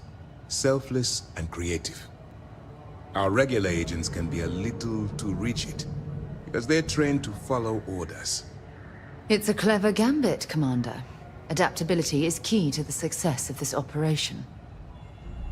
Oh, one more thing before we move on. For transparency's sake, You should know we were the ones that hired Ecliptic to attack Neva's ship. There was concern after what happened with the Regana that you might have trouble earning Neva's trust. Coming to her rescue ensured that would not be a problem.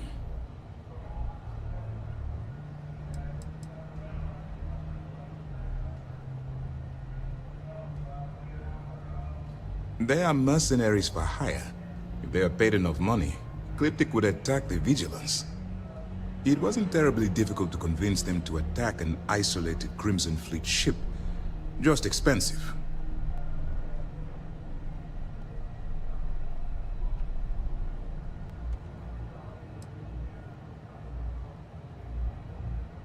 Ah, so I take it you have good news.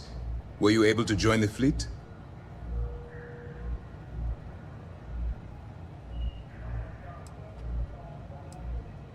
No miracle. Just calculated and careful planning, courtesy of UC SysDev. You should learn to be more confident in our abilities, and your own. Now it's time for the next phase of the mission. Our intel on Saoirse was correct. After we received reports on your interaction with Adler Kemp, we picked up on your rendezvous with Neva Mora. Our files indicate she's second in command, so getting on her good side will ensure you get into the Crimson Fleet.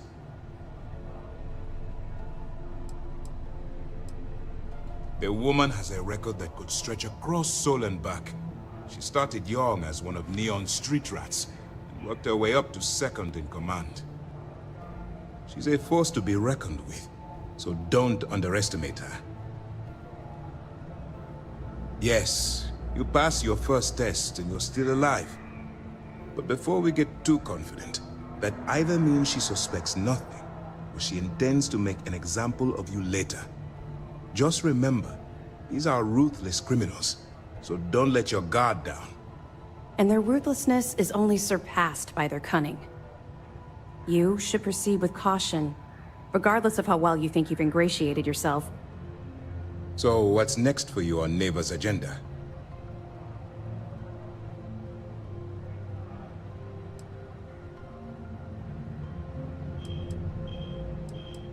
Excellent. If you're heading to the Key, I assume you'll be meeting Delgado soon. Delgado is the leader of the Crimson Fleet. I have a profile here with some information on his background. You'll want to know the individual cadences of every member of the fleet, but Delgado's most of all. Agreed. The last thing we need is to infiltrate the fleet, only to be kicked out because we've underestimated one of their people. I don't disagree, but it's important to know your enemy, and the best way to defeat them. In any case, now that you're with the fleet, you'll be operating independently. We will shadow you eventually, but we'll need to maintain our distance for now, especially while you're on the Key. This will also give us time to bolster our defenses, should we need to engage with the fleet in the future. Sir, on that note, shall we begin implementing the upgrade to our shields? Immediately, Lieutenant. Notify the engineers and relay the information to the crew. I hope your entry into the fleet has overcome any doubts you may have had regarding your mission. It certainly increased my estimates on success. Keep up the good work. We'll expect further reports. Dismissed.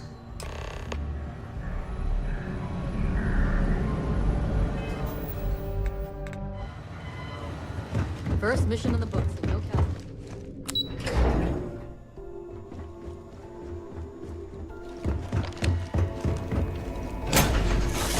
Let's get this crate into space.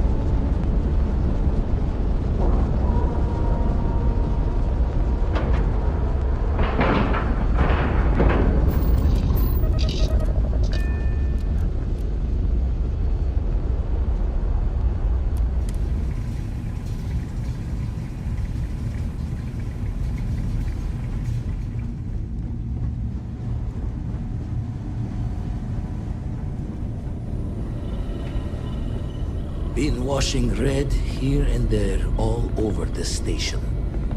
Grim work.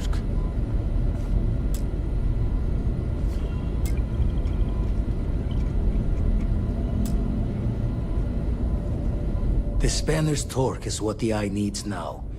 We'll fix her good as new. The eye's showing signs over another one of those big anomalies. Here, catch a smile.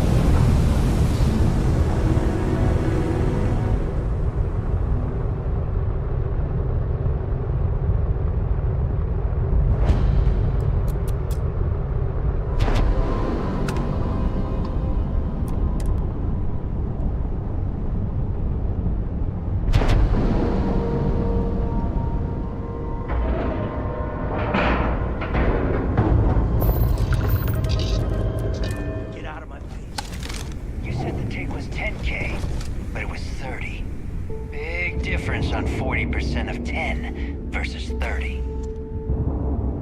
You wanted 4K, you got 4K. Not my problem. If you're stealing from me, you bet your ass it's your problem.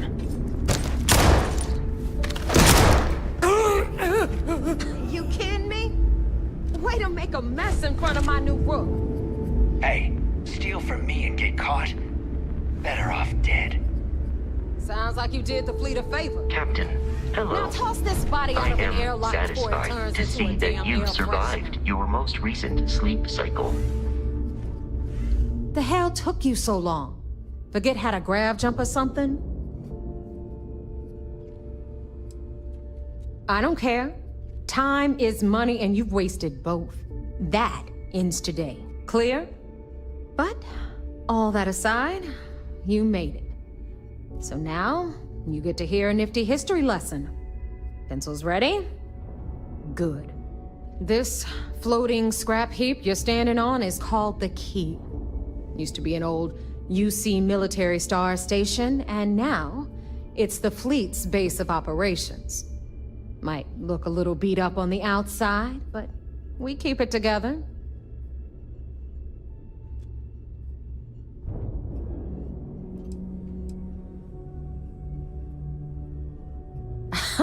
You think?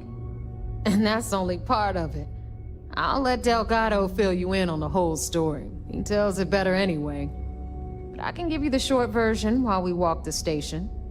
Story time? How delightful. Anyway, I'll tell you all about the Key. But it's better if I show you too. Follow me. All right. History time. So, the Key is in orbit around Suvorov. That's the very same ice ball where the United Colonies built a supermax prison they call the Lock. The UC is so clever. Supermax prison, lock, key. Cute, huh?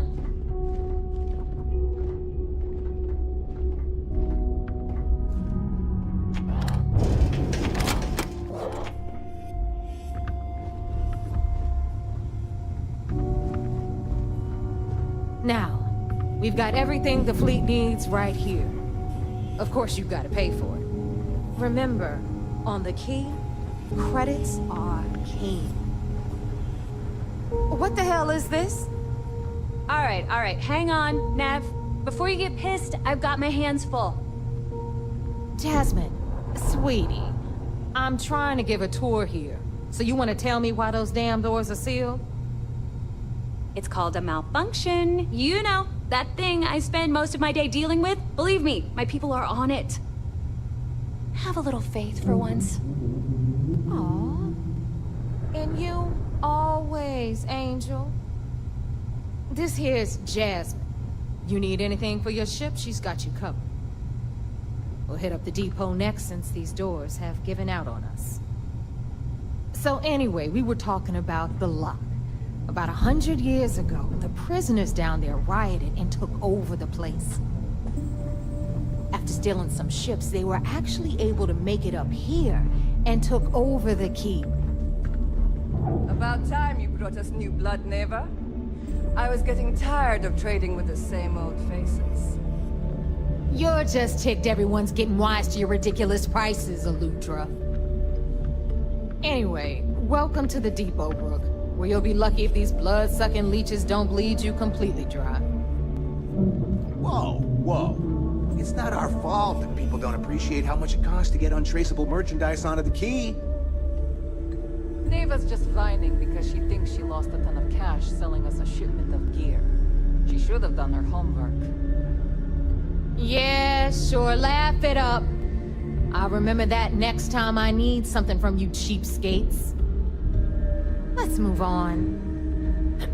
Back to my story. After the liberated prisoners grabbed the key, they established it as a base of operations and began pirating the spaceways. That was how the Crimson Fleet began. Of course, Jasper Cricks had a lot to do with all that, but we'll get to him later. Rook, meet Zuri, Queen of the Rare Exports. If I don't have it, you don't need it. Neuroamps, blueprints. Hit her up and she'll take care of you.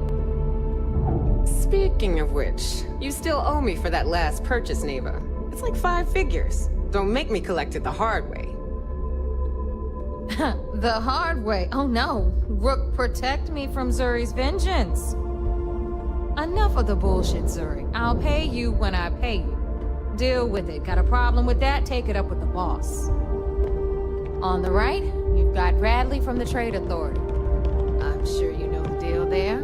He'll buy pretty much anything, no matter how hot. Then we got our med bay on the left, run by the one and only Samina Mizra. She'll patch you up, if you've got the money. We don't run any free clinics up in here, you don't? Okay, this is our final stop. Over there, you've got the Last Nova, where Bog serves watered-down drinks at ridiculously exorbitant prices.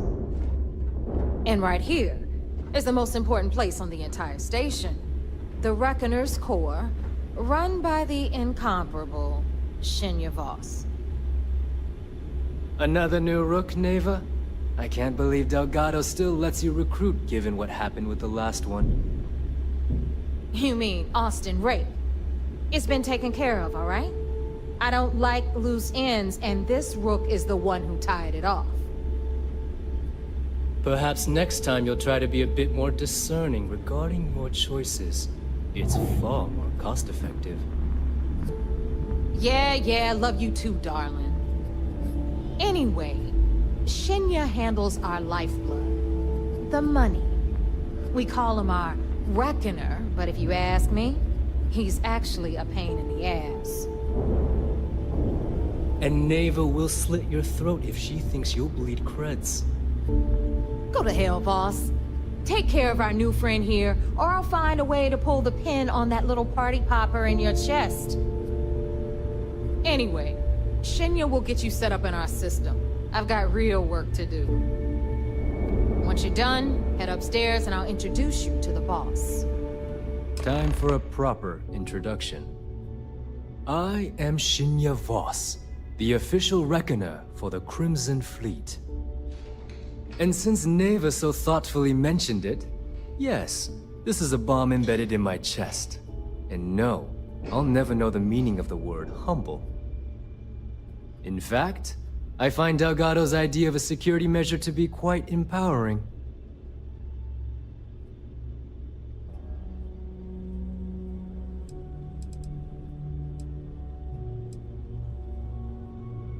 That's amusing. I don't think I've heard that one before. Oh wait, yes I have.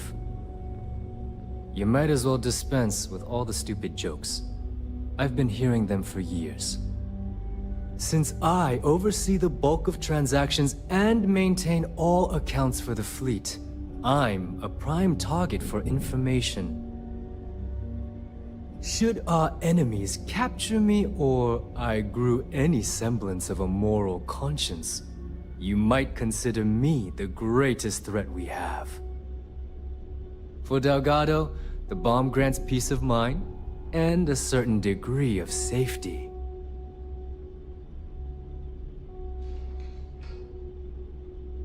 It's why he's the boss. Of course, I'm not the first reckoner to bear a bomb under my ribcage, but Delgado was smart enough to continue the tradition. Now, let me get you set up. A moment while I convene with the core. Thanks to advanced modifications even Ryujin would envy, I can interface directly with our mainframe and the Galbank network. This allows me to move and clean credits faster and more efficiently than any run-of-the-mill cyber runner. There, you're done. All you need now is Delgado's blessing, and you'll be one of us.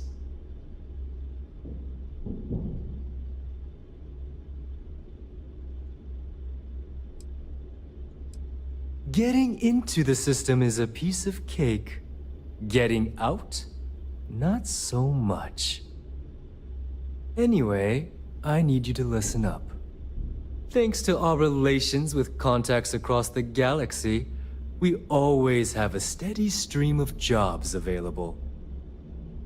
I've granted you all the necessary permissions to access these listings at any time, using the computers that surround the core. If Neva's chosen wisely, we certainly will. Now, I believe that covers all I have to say, so you can run along to Delgado. Take the elevator to the upper level. You should be able to find your way from there, I hope. Alright, listen up. You can all stop complaining. Atrium to cargo bay doors have been repaired. Oh, and you're welcome.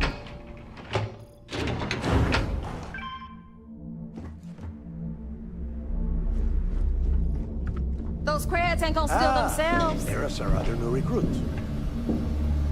So, now that we are all here, it's time to get down to business. The two of you are the only rooks that have made the latest cut. The rest, well, let's just say they won't be joining us ever again. Neva's willing to put her neck on the line and vouch for you, which means you've got what it takes to join the Crimson Fleet.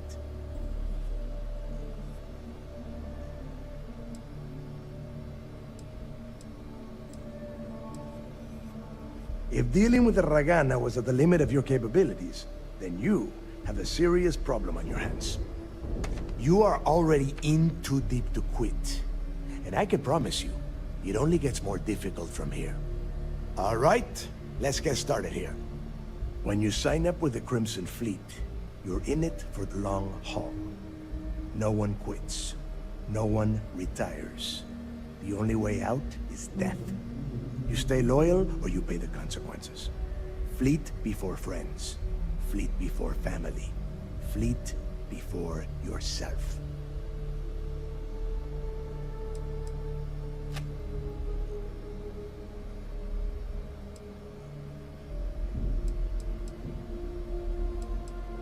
Hey, if you've got a problem, I can decorate that wall behind you with your brains.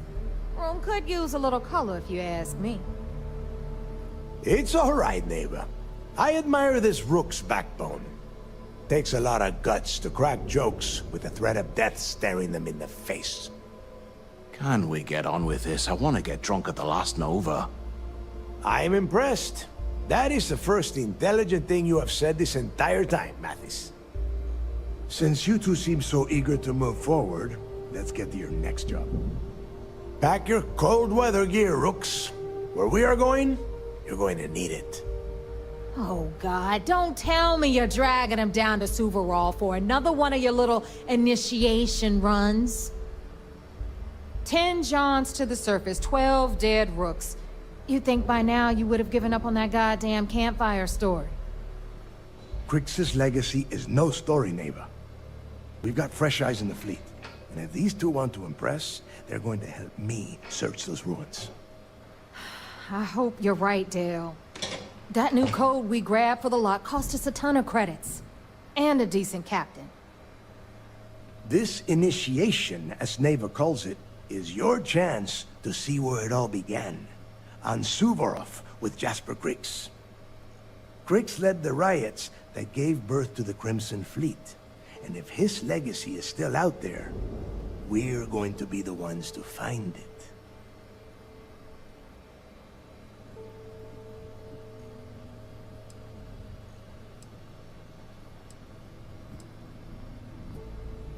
Of course.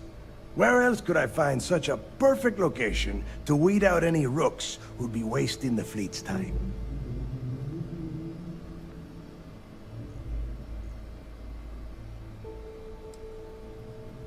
Through a bit of luck and a hell of a lot of cash, Neva was able to get her hands on an access code to the inside of the lock. This will be the first time someone from the Crimson Fleet has set foot in there for, well, since Crix left the place behind. It has been frustrating, being this close to potential clues, but not being able to find a way through those prison walls.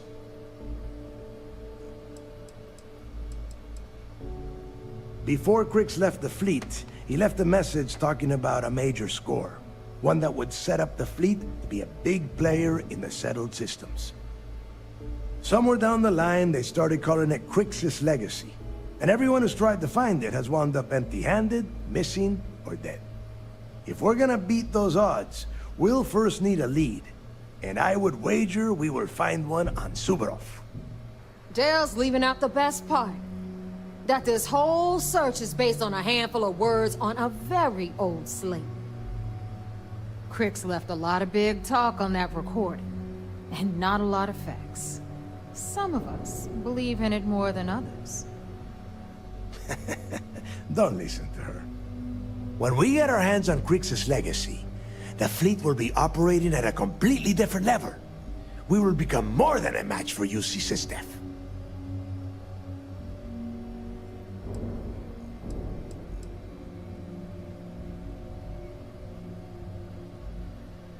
You forget the UC is still licking its wounds from the colony wars. They don't have the capability to mount a full-scale assault.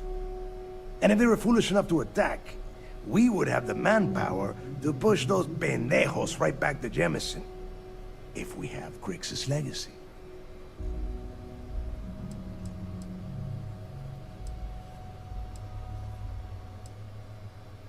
Exactly. Now you're beginning to understand. Okay, enough discussion. We have got a lot of work to do. To that end, the next stop is the lock. I've had Jazz feed the coordinates into your ship's computer. Since Mathis doesn't have a ship, he's going to ride with me. I'll see you down there, Rook. Don't